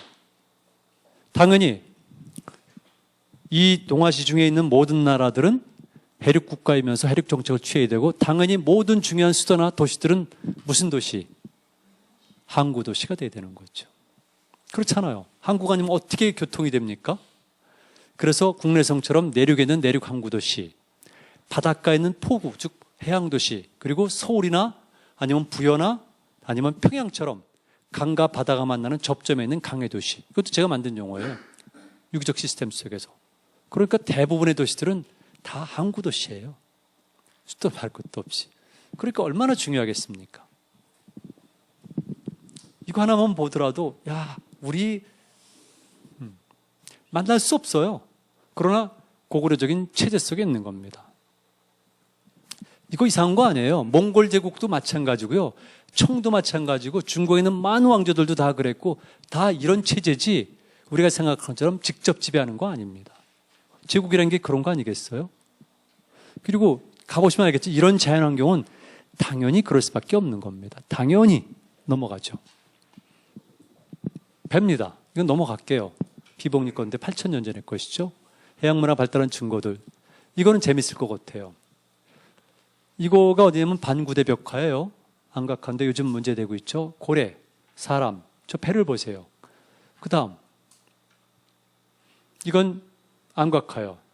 천전이 거죠. 배. 과메기 아시죠? 과메기.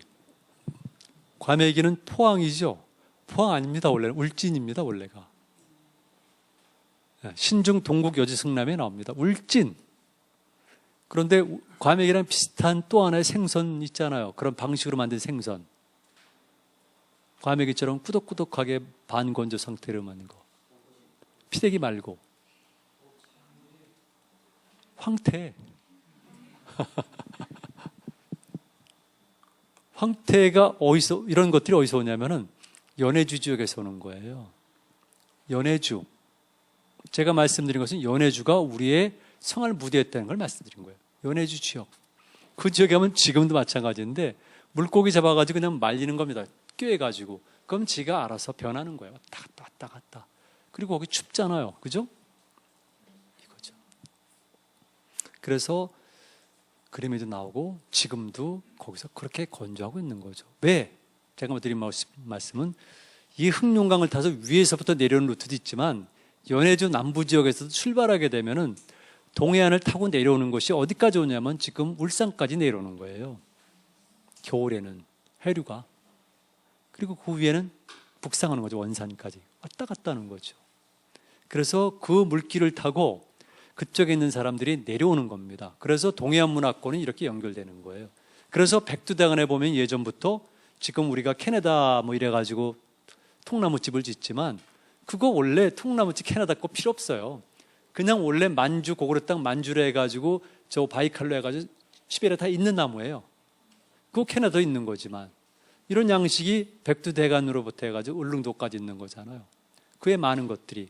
그러니까 백기를 통해서 연해주 남부지역선 내려온다는 거죠. 언제? 지금 방구대벽가는 청동기 초기로 보기도 하고 신석기 말기로도 보거든요. 어쨌든 3500년을 전후한 시기라고 양보해서 하더라도 그 시기에 고래잡이 집단이 연해주의 지역에서 배를 타고 내려왔다면은 그 이후에 고구려나 발해인들이 내려오는 건 상식 아닌가요? 너무나 당연하지. 오죽하면은 그 이후에 여진 해적들이 경주까지 공격을 합니까? 배 타고 내려와서. 예종 때 아니에요. 울릉도도 공격하고. 그런데 우리가 그 이전에 거기 살던 고구려인들이나 발해인들이 내려왔다는 그 말이 안 되나요? 3500년 전에도 내려왔고 11세기에도 내려오는데 그리고 사료를 보게 되면은 지금 확실하진 않지만 3세기경까지 상황이지만 확실하지 않지만 일부 사람들은 울릉도설, 일부 사람들은 이시카와에는 노또반도설, 일부 사람들은 이가다 앞에 있는 사도설을 내세우지만 동해안 가운데 있는 섬으로 오는 것. 그러니까 연해주 남북부 지역에서도 끊임없이 내려온 겁니다. 이렇게. 그러니까 우리 문화를 달리 해석해야죠. 더 말씀드릴까요? 연해주 남부에서 사할린이나 홋카이도 가는 거는 여반장이에요. 여반장. 제가 얘기하는 거야, 제가. 저는 항해 경험이 있는 사람이에요. 동해를 고구려인들이나 발해인들이 이따 보여드릴게요. 도표를 쭉 내려오는데 그건 어려운 항해예요. 그런데 이를테면 함경북도라든가 연해주 남부 지역에서 홋카이도나 사할린 가는 거는 너무나 쉬운 항해예요. 왜? 해류가 그렇게 흐른 데다가 늦봄부터 초여름 사이에 남서풍을 타고 그냥 가면 돼요. 더군다나 보면서. 제가 다 갔다 왔죠. 보면서. 얼마나 쉬워요. 그런데 고구려인들이나 발해인들이 일본 열도 가려면은 기본적으로 음력 10월부터 음력 1월 사이 한겨울에 북서풍을 타고 망망대해를 천문왕법으로 하면서 가야 되는 거죠. 그러니까 희생을 많이 당하죠. 그럼에도 불구하고 가는 우리들 대단히 뛰어난, 정말 대단히 뛰어난 사람들이죠. 그러니까 당연히 고구려와 발해인들은 홋카이도 그리고 어떠한 사할린까지 갔을 가능성이 크고 이게 이상합니까? 아니에요. 이미 러시아 지역에서는 5000년 전에 연해주 남부 지역에서 사할린까지 건너갔다고 봐요. 증거는 여러 가지 있겠지만 그 중에 하나는 굴 양식을 통해서. 그리고 당연한 거지만 일본 학자들도 이제는 연해주를 건너가지고 홋카이도로부터 내려왔다는 소리를 주장하는데 보통 4000년 전에는 연해주 지역과 홋카이도 지역은 교류가 있었다는 것이 일반적이에요. 그러면 그 연해주는 누구의 땅이었는가? 우리랑 직결돼 있죠. 그 우리는 못 가고 학문이란 건 객관성을 가져야 되거든요. 그들은 되고 우리는 안 된다는 그런 이유가 없잖아요. 그리고 여기는 문화가 발전한 지역이고 여러분들이 보셨던 건 여기는 수렵 3년 문화권이에요. 쪽배를 타고 다니는 겁니다. 나무로 판 이거. 근데 그들은 가능하고 우리는 가능하지 않나요? 이걸 98년도부터 발표해도 아직 수용을 안 해요. 더군다나 제가 했는데 해양사에 제가 했는데도. 다음. 기호는 전에 교역권이라고 그랬죠. 이미 항로는 설정이 되어 있는데 연속적인 교역권이 있었다는 것이 제 주장이에요. 기호는 전후로 한 시기에. 너무나 당연한 거죠. 너무나. 지금 4000년 전부터 지금 중국의 강남 지방과 우리의 교류를 주장하는 이론들이 나오고 중국에서도 주장을 해요. 지금은. 당연한 거죠. 넘어가죠. 시간이. 자, 여러분들 알고 있는 것처럼 우리 위만조선은 그 이전에 조선과 어떤 계승성이 있는지 모르겠지만 어쨌든 중요한 것은 위만조선과 한나라의 전쟁에서 1년간 지속됐다는 것. 이 전쟁은 수륙 양면전으로 이루어졌다는 것. 초기에는 위만조선이 승리했다는 점을 제가 말씀드립니다. 그러니까 해양전이 벌어졌던 겁니다. 수군 장군 양복이 동원됐는데요. 넘어가죠. 자, 이제 갑니다. 고구려. 이거는 여러분들이 보시는 것처럼 삼국지 시대 때 이야기입니다. 삼국지 시대 때. 여러분들이 보신 삼국지는 역사가 아니라 소설책이에요. 그거를 역사로 오해하지 마세요. 삼국지연이라는 소설책에는 고구려가 나오질 않죠. 그리고 진짜 삼국지는 고구려 나옵니다. 위서에도 나오지만 특히 오서에도. 오서에 보게 되면은 당시 오나라의 손곤과 고구려 동천왕 간의 일종의 군사동맹이 맺어지는 겁니다. 그래서 한 번은 동천왕이 80필의 말과 단비 가죽을 보낸 기록이 나오고요. 그쪽서도 뭘 보내고 나중에는 손곤이 보낸 사신에 목을 쳐서 동천왕이 위나라에 보냅니다. 왜 그랬는지 모르겠지만 그리고 난 다음에 조금 있다 위나라의 공격을 받죠. 그 공격을 여러분 선생님이 배우셨던 관구금의 침입입니다. 관구금의 침입. 관구의 침입이라는 게 관국의 침입이 뭐가 중요합니까? 그 당시 때 왜 그런 전쟁이 벌어졌는가가 중요하고 그 다음에 고구려의 위상을 알려주는 게 중요한 거지 관국의 침입을 받아가지고 고구려 동천왕이 도망갔다는 걸 굳이 가르칠 필요가 있나요? 일본인이 아니라면? 중국인이 아니라면. 근데 우리는 그렇게 가르쳐 온 거예요. 전쟁이 왜 일어났는가가 중요하고 그 당시에 국제관계가 이렇게 위나라, 오나라, 총나라만 있는 것이 아니라 고구려가 있었고 위를 포위하기 위해서 고구려와 오나라 간에 군사동맹이 맺어졌고 오나라의 절대적으로 부족한 말을 고구려부터 수입했다는 것. 이게 중요한 거지. 그렇지 않아요? 이게 고구려 행활동입니다. 큰 것만 제가 말씀드리는 거예요. 다음. 그리고 이제 광개토대왕이죠. 백미죠. 고구려의 해양활동이 아주 최고로 발휘돼서 국가 발전에 성공을 이룬 것. 이게 광개토대왕 장수왕인데 특히 광개토대왕입니다. 다음 보세요. 자, 이겁니다. 동아시아 지중해인데요. 지금 21세기도 똑같은 구도라고 봅니다. 우리 민족이 또는 고구려가 동아시아 지중해에서 해륙적 질서 속에서 말 그대로 코어 역할을 하기 위해서는 조종자 역할을 하기 위해서는 이게 필요한 것이죠. 제가 이미 2005년도부터 본격적으로 발표한 것들이에요. 이게 지금 현실로 드러나잖아요. 오늘 아침 신문에까지도 낮은 선봉지구까지도. 고구려 입장에서 볼 때 이겁니다. 제가 국가정치에 많이 자문을 해요. 봤을 때. 그렇다면 고구려가 광개토대왕이 일반적으로는 사람들이 광개토대왕은 정복활동을 잘하는 정복군주, 땅을 넓힌 사람. 저는 그렇게 안 봐요. 저는 그렇게 안 봐요. 그가 넓힌 토는 땅이 아니라 질서라고 봅니다. 질서를 확장한 사람. 그리고 광개토대왕은 위대한 정책가, 정치가죠. 그리고 문화적으로 심리적으로 뛰어났기 때문에 성군으로 보는 겁니다. 저는. 그러니까 다른 학자들은 다른 거죠. 광개토대왕이 무슨 땅 따먹기만 하는 건 그렇게 안 봐요. 광개토대왕이 요구한 것은 18세 어린 나이로 등장해서 정말 전방위 작전을 성공시키면서 22년 동안 엄청난 영토를 확장시켰는데 두 가지입니다. 하나는 영토 팽창이라는 것이 우리가 생각하던 면회 지배가 아니다. 이걸 말씀드리고요. 또 한 가지는 그러면 그가 왜 그랬는가가 중요하죠. 왜? 왜 다른 나라 사람들이 전쟁을 오거나 아니면 뛰어난 명장이 나오게 되면 그 전쟁이라는 배경을 살피고 그것이 뭐고 하는데 왜 우리는 그렇게 해석하면 안 되죠? 아니 제갈공명도 얘기를 하고 있는데 왜 우리는 얘기하면 안 되죠? 그거 좀 이상하잖아요. 여러분들의 조상은 전부 다 바보입니까? 중국인들의 조상은 다 뛰어나고 삼국지 보게 되면 온갖 뛰어난 영재와 무장들은 다 중국에 있고 우리는 등장하지도 않고 우리는 늘 못났고 저는 그래요. 여러분들은 그렇게 사세요. 제가 이건 이유가 그겁니다. 우리 부모님은 안 그렇거든요. 저도 물론 그렇고. 그래서 광개토대 18세의 어린 임금인 광개토대왕을 보자는 당시의 정책 이방가들 아니면 지식인 일반들이 세계관을 가지고 국가 발전 전략을 짰다고 보는 겁니다. 거기에 하는 책들은 제가 몇 권 있습니다. 그랬을 경우에 이겁니다. 그러면은 지금도 마찬가지겠지만은 고구려가 해양과 육지를 이런 동아지중해에서 코어 국가가 되기 위해서는 중요한 목을 장악해야 된다는 거죠. 목, 허브죠, 혈이죠, 핵이죠. 당연히 여기입니다. 톡 튀어나온 목, 여기, 여기, 여기, 여기, 그리고 여기 5개 플러스 하나죠. 여기가 바로 대련이에요. 대련 경제기술개발구. 이해되시죠? 여기가 뭡니까? 신의지 경제특구지역입니다. 여기가 뭡니까? 지금 문제가 되고 있는 거죠. NLL부터 해가지고 서해협력지대. 제가 NLL에 대해서는 몹시 강력합니다. 전 역사학자이기 때문에 생존을 중요시 여겨요. 그러나 제가 주장한 것이 범경기만 해안 특별구였습니다. 그게 모델이라고 저는 생각해요. 제가 여러 군데 얘기했지만. 경기만을 해안 특별구로 하자. 하나는 낮은 선봉지구. 또 하나는 바로 현재 제가 주장했지만 동해경제특구. 이 5개 목을 장악해야지 고구려는 동아주 중에 코어가 되는 거죠. 그리고 위는 당연한 거예요. 왜? 여기는 옛날 조선의 땅, 부의 땅인데다가 엄청난 자원의 산지이기 때문에 거긴 당연한 거고, 국제관계로 볼 때 이렇게 5개 목을 장악해야 된다는 것이죠. 보세요.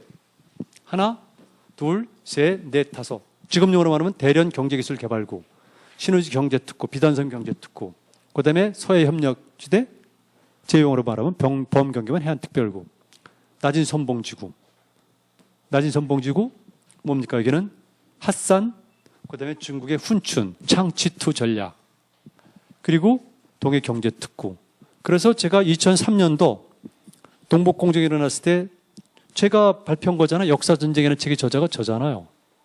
가장 매파적으로 제가 쭉 반응했는데 그때도 이미 제가 제안했어요. 이 문제는 정치 문제지만 특히 국경 문제가 있고 연해주 문제가 있다. 그게 바로 낮은 선봉지구예요. 왜? 옛날부터 그랬으니까. 고구려 때도 마찬가지고.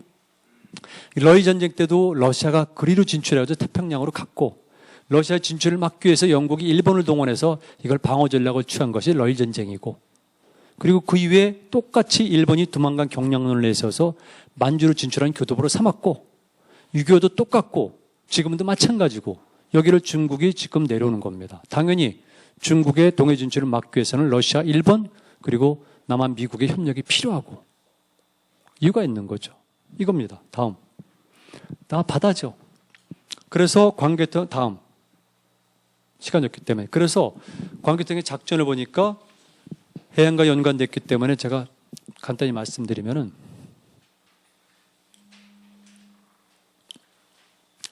광개토 대왕이 초년부터 해양작전을 펴니다. 관미성 전투. 그리고 396년도에 수군을 거느리고 백제군을 공격해서 58개 성을 점령하고 왕성을 압박해서 왕의 항복을 받고 왕의 동생과 대신과 백성들을 거느리고 돌아가잖아요. 그때 396년 전투를 제가 이렇게 본 겁니다. 이렇게. 성들을 가지고 빛을 찍어보니까 제 1로그는 바로 한강 수로 직공작전. 여기가 뭡니까? NNL 지역이에요.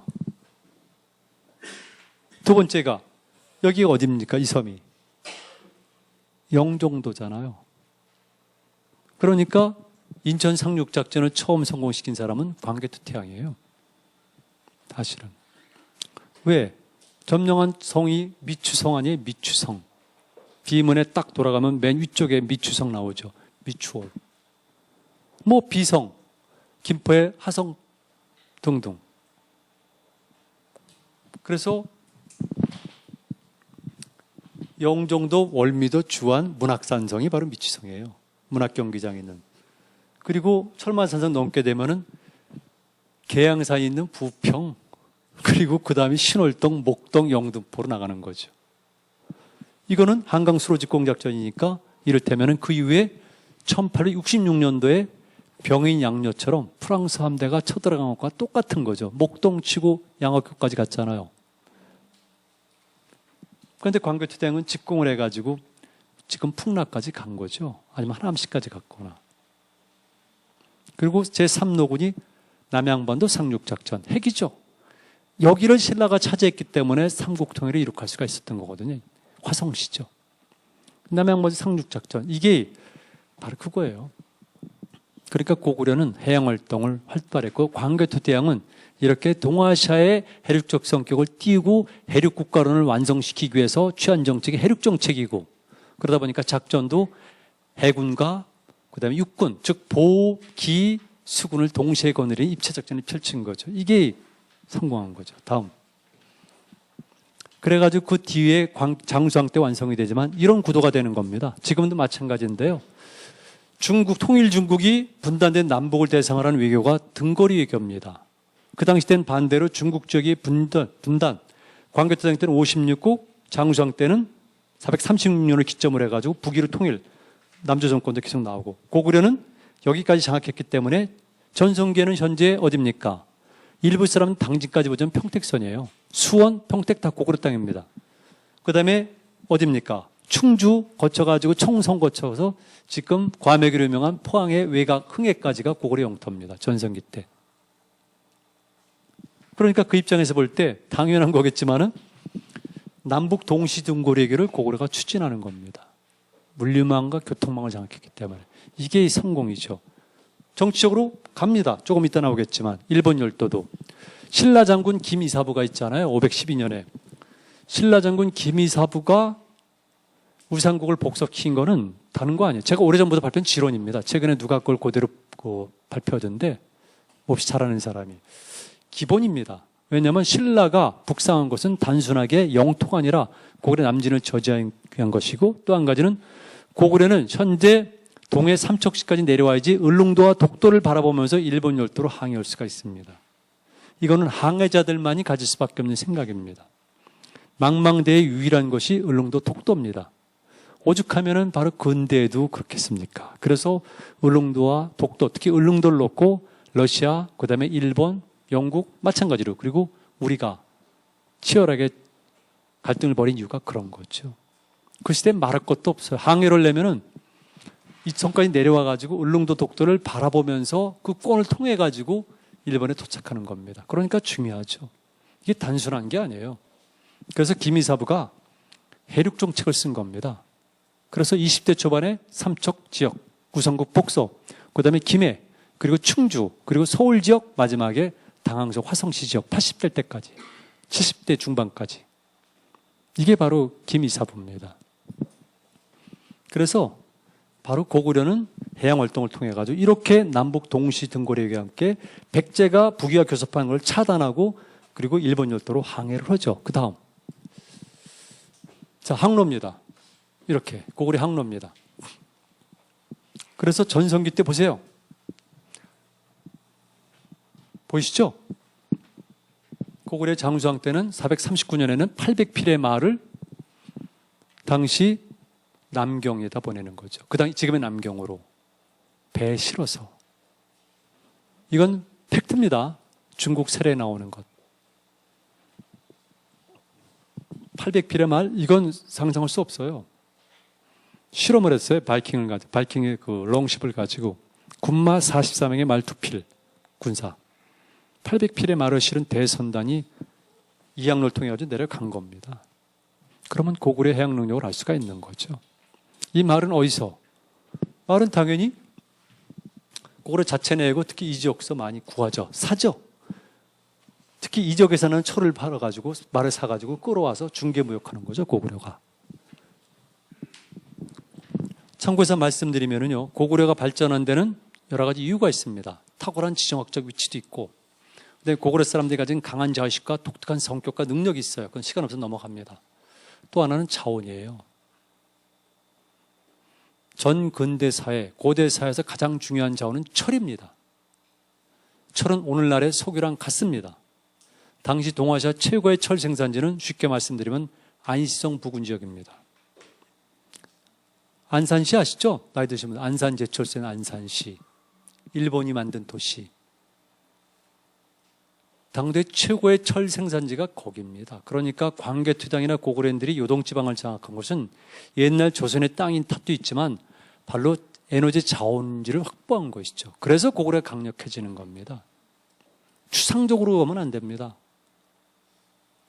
그리고 그 철들을 위에다 팔고 말을 사서 다시 배에 실어서 엄청나게 무역을 하는 거죠. 백길입니다. 다음. 백제죠. 고구려는 그냥 이렇게 간단히 하죠. 백제 발전기죠. 그 다음.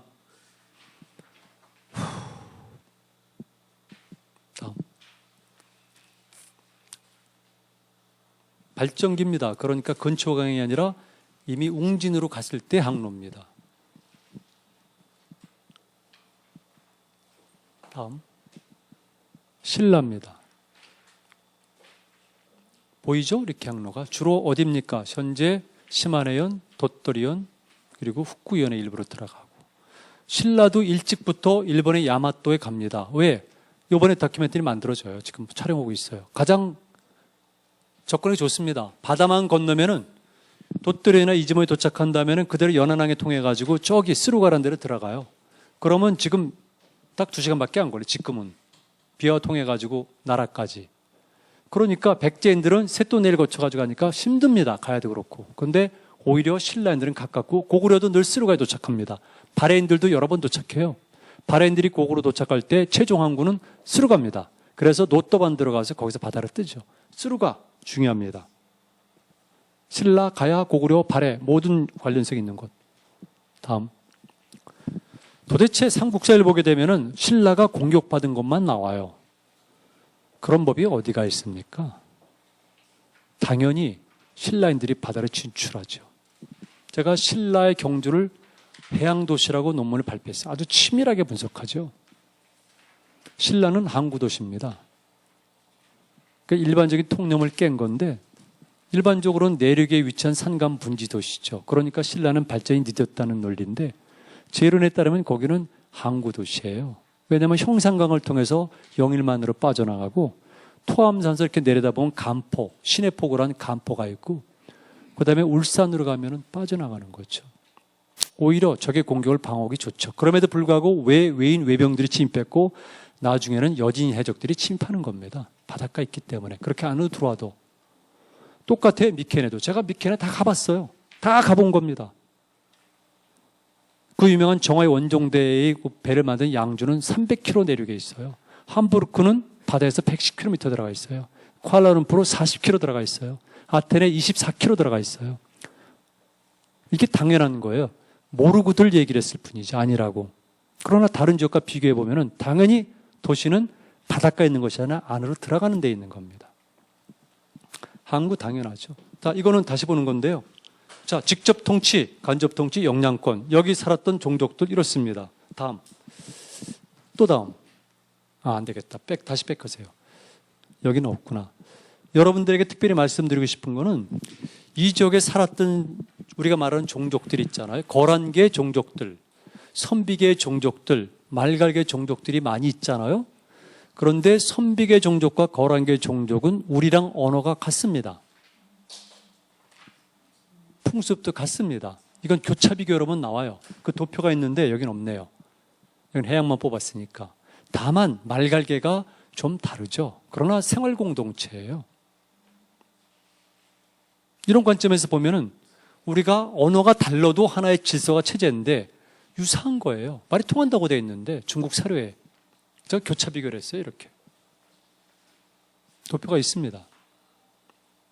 그러니까 좀 질서나 체제론 관점에서 보면은 만주 전 일대는 고구려의 영역권인 거죠. 영토, 영역 받는 거죠. 이런 거 설명하려면 동물 행동학이라든가 이런 일은 적용시켜야 돼요. 이론을 만드는 거죠. 그렇습니다. 사실은. 그리고 전쟁, 동아시아 국제대전, 동아지중해 국제대전. 자, 간단히 하고 끝내겠습니다. 여기까지만 하겠습니다. 오늘 고구려까지만. 고려나 여기 빼고요. 통일신라도.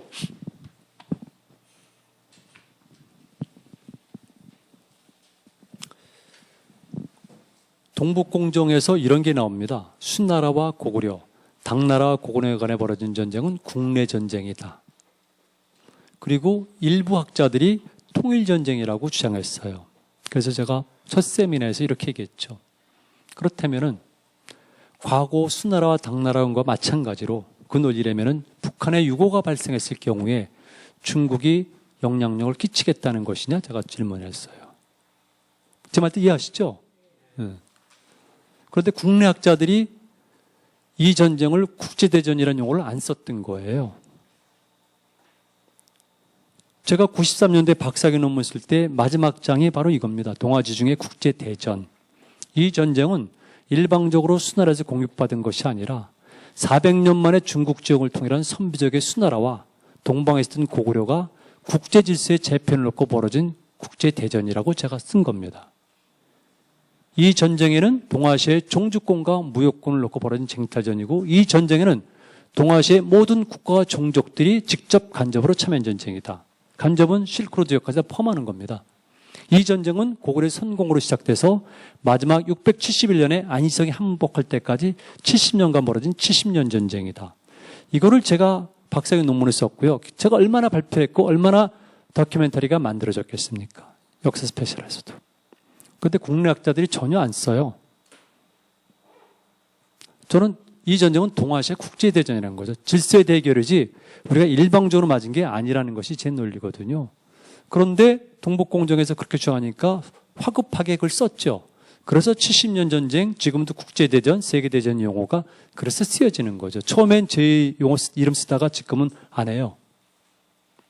그런데 간단한 것처럼 그렇지 않습니다. 식미사관이나 반도사관을 가지고 있으면 그렇게 못 봅니다. 그렇지 않으니까 이 전쟁은 객관적으로 봐야 된다.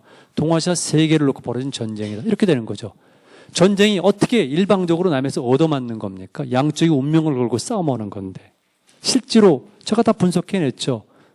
분석해냈으니까 그동안 말들이 없었던 거죠. 다만 인정을 안 하고 싶었던 거죠. 그러다가 동북공정 때문에 할 수 없이 쓴 거죠. 누구? 여러분 다 아는 사람들이에요. 그 쓴 사람들.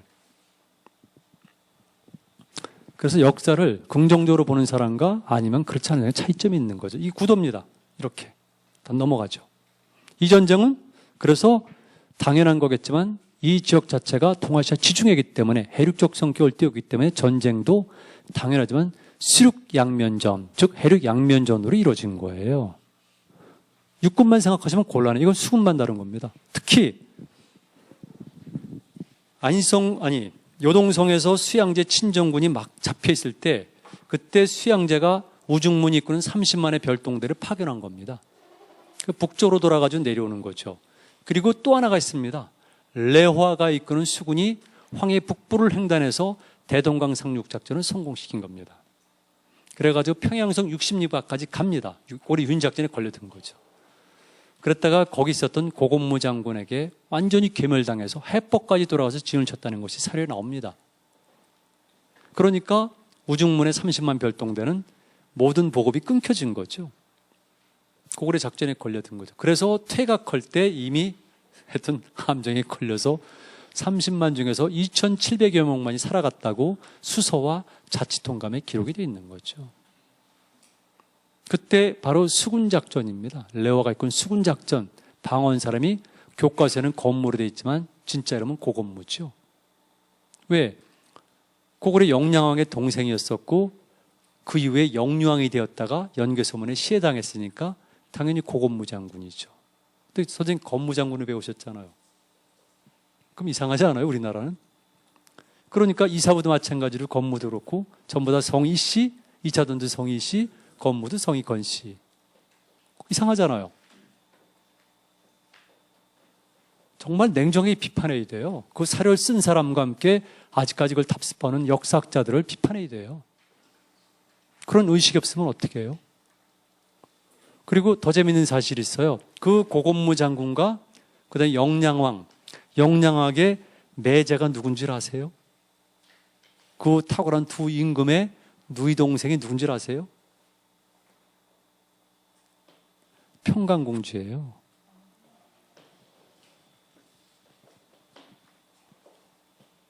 그러니까 평강공주의 남편 온달이 있는 거죠. 온달 뛰어난 명장이죠.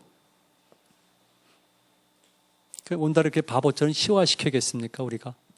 그 뛰어난 명장을 북주의 공격을 막아내고 남쪽으로 내려서 중령 이북의 땅을 내가 수복하지 않으면 돌아가지 않겠다는 그 고구려의 사내를 우리가 바보 취급해서 되겠습니까? 뭐 한두 가지가 아니죠. 우리 역사를 비하시킨 거는, 조직적으로 비하시킨 거는 한두 가지가 아니에요. 정말 웃기는. 자, 넘어가죠. 그 다음에 당나라 때입니다. 장량이 이끄는 수군병 5만이죠. 여기 비사성을 점령합니다. 이때 고구려군 8,000명이 죽습니다. 점령당합니다. 안희성 공방이 펼쳐집니다. 여기서. 그런데 안희성 공방이 펼쳐질 때 요동반도에 상륙한 비사성을 점령한 장량의 수군이 올라오지 못합니다. 이유는 당연하죠. 왜? 고구려 수군이 있기 때문에. 제가 넘어갔지만 수문제 때도 마찬가지. 여기 고구려 성들이 있습니다. 제가 95년도부터 발견한 건데 두 번 잠입을 했어요. 다큐멘터리를 만드느라고. 이 남쪽에는 섬들이 많이 있습니다. 요동반도 남쪽에. 당연히 거기에는 고구려의 선방어 체제가 있는 것이죠. 왜? 지금 확인한 게 6개입니다. 논문을 발표한 거지만. 현재 확인된 것만. 고구려 성들이 있었던 겁니다. 당연하게 고구려 수군이 있는 것이죠. 여기 그 유명한 고구려 성들이 꽉 차 있습니다. 잘 아시겠지만. 그죠? 그러면 이 바다는 고구려 바다가 아니란 얘기입니까? 그렇죠? 그럼 당연히 고구려는 수군이 활동을 해야 되고요. 지정학적으로 볼 때도 수군이 있어야지만 되고 해양활동 활발하지 않으면 대교류 자체가 불가능한 거예요. 그런데 아무도 얘기를 안 했던 거죠. 제가 한국 해양사도 처음이지만 박사기 논문이 고구려 해양사예요. 고구려 해양활동이 있었다부터 해가지고. 그리고 한국 해양사죠. 중요합니다. 다 연도별로 다 나오죠. 수군작전. 다음. 이런 구도입니다. 지금도 마찬가지예요. 다음. 자, 전쟁이 끝나고 나서 660년에 소정방이 이끄는 13만의 대군이 건너옵니다. 이렇게. 척수는 당서에는 안 나옵니다. 다만 삼국유사에 1910몇 초인가로 되어 있는데 소정방이 이끄는 13만의 대군이 건너옵니다. 왜? 아까 말씀드린 현재 남양반도를 신라가 장악했기 때문에 동서동맹이 맺어질 수가 있었던 거죠. 사신도국하고 항구입니다. 트로이 전쟁도 항구쟁탈전이고 해협쟁탈전이에요. 그래서 660년에 신라 대자 김본민이 덕적도에 가서 수군 100척을 거느리고 기다렸다가 안내해서 범금강상륙작전을 개시해서 며칠 만에 사비성이 항복한 겁니다. 그러니까 여러분들이 아시는 것처럼 황산벌 전투가 아니에요. 나당 연합 수군에서 사비성이 급습당하고 항복한 거죠. 이게 역사의 사실입니다. 당연한 거겠지만 그 이후부터 이렇게 일본 661년부터 해가지고 쭉쭉 옵니다. 일본 열대가 있었던 의자왕의 아들인 부여풍이 오죠. 부흥운동이 일어나죠. 그 다음에 다시 일본에서 외국이죠. 군대를 보내는 거죠. 그래서 전쟁이 벌어지다가 663년에 이 백강전투, 여기 설이 여러 가지가 있지만 백강전투에서 나당연합수군이 백예연합군을 괴멸시켜버립니다. 사료에 따르게 되면은 외선 400척, 그 다음에 2만 7천 명의 외병이 전사합니다. 그리고 대탈출을 시도하죠. 그건 일본 세계의 기록이고 백강전투, 이거는 당서의 기록이고요. 그 다음에 우리는 금강으로 됐죠. 저거로 됐죠. 웅진강으로. 이거 역사의 사실입니다. 그 당시 때 백제인들이 일본 열도로 탈출하는 거예요. 대탈출을. 그래서 663년 전투가 중요하고 일본 서기에 따르면은 백제 유민들이 떠나면서 이제 우리는 고국을 떠난다. 언제 다시 돌아와서 조상의 무덤에 참배할까? 이런 내용이 나와요. 일본 열도로 가는 겁니다. 그리고 일본 열도에 도착하자마자 다음에 있을지 모르겠는데 한번 보세요. 없구나. 그대로 다시 뺏으세요. 그래서 대마도부터 시작하죠. 여기부터 시작해가지고 여기까지 이르는 일련의 해양방어 체제를 구축합니다. 백제 유민들이. 그래서 일본 서기에 보면은 성, 그 다음에 그 성을 쌓은 사람, 그 다음에 벼슬, 이런 것들이 다 나옵니다. 그래서 백제 유민들을 중심으로 해서 대마도부터 큐슈 북부에서 중부를 해가지고 현재 나라 지역까지 성들이 쌓여집니다. 이거는 살에 남아있는 거고요. 나머지 성들도 매우 많이 있습니다. 이게 역사의 실상입니다. 그래서 이 전쟁은 해륙 양면전이에요. 왜? 나당연합군이 일본 열도를 공략할 가능성이 크니까 방어전을 펼치는 거죠. 따라서 일본 국이 670년에 성립된 다음에 당연히 신라와 적대 관계를 유지하고 신라 정토론을 내세우면서 신라 공격 준비를 하도록 전군에 명령을 내리죠. 실제 능력이 없고 떠나가지고 당연히 신라도 똑같은 대응 방법을 취하고 그런 과정 속에서 등장한 것이 문망의 수중농, 효성왕의 유골. 이게 다 그런 겁니다. 해양전이죠. 해양전. 다음. 그냥 넘어가죠. 바레인들 이렇게 활동을 이거 다 사료에 근거한 겁니다. 네. 출발지, 도착지, 특히 도착지는 다 사료에 근거한 겁니다. 이게 바레인들의 해양활동. 220년 동안의 바레인들은 34차례의 사신단, 1100명에 달하는 민간인, 그리고 망한 다음에 한 번, 또 36차례 보냈고요. 숱하게 많은 민간인들이 건너간 겁니다. 이들은 처음에는 8세기 내내는 정치적 동맹 때문에 9세기는 오로지 무역을 위해서 그래서 무수히 건너가면서 그들은 많이 희생당합니다. 그럼에도 불구하고 동해를 건너는 그 사람들이 바로 우리의 조상인 바레인들입니다. 그런데 2003년도 동북공정이 일어난 알려진 11월 때까지 우리나라에서 박사기 받은 사람이 몇 명인 줄 아세요? 단 3명입니다. 우리나라 역사학에서 바레사를 박사기 받은 사람이 2003년대 한 명을 포함해서 단 3명에 불과해요. 그럼 무슨 변명을 하죠? 그러면서 어떻게 중국의 동북공정을 욕할 수가 있죠? 그러니까 발해되는 연구는 일본, 중국, 그리고 러시아, 북한인 겁니다. 우리는 안 한 거죠. 문제 있지 않나요? 아무리 본인들은 변명을 하더라도 역사학계 전체는 변명할 거 없잖아요. 할 수 없잖아요. 단 3명에 불과한데. 그러면서 어떻게 중국의 동북공정을 욕하죠? 이겁니다. 98년대 발표한 논문인데 일본 열도로 갔다. 발해 해양활동. 위에는 저점이 있죠. 이거는 가설이에요. D는. 그런 나머지는 전부 다 설에 근거한 겁니다. 다음. 대단한. 넘어갑니다. 그냥.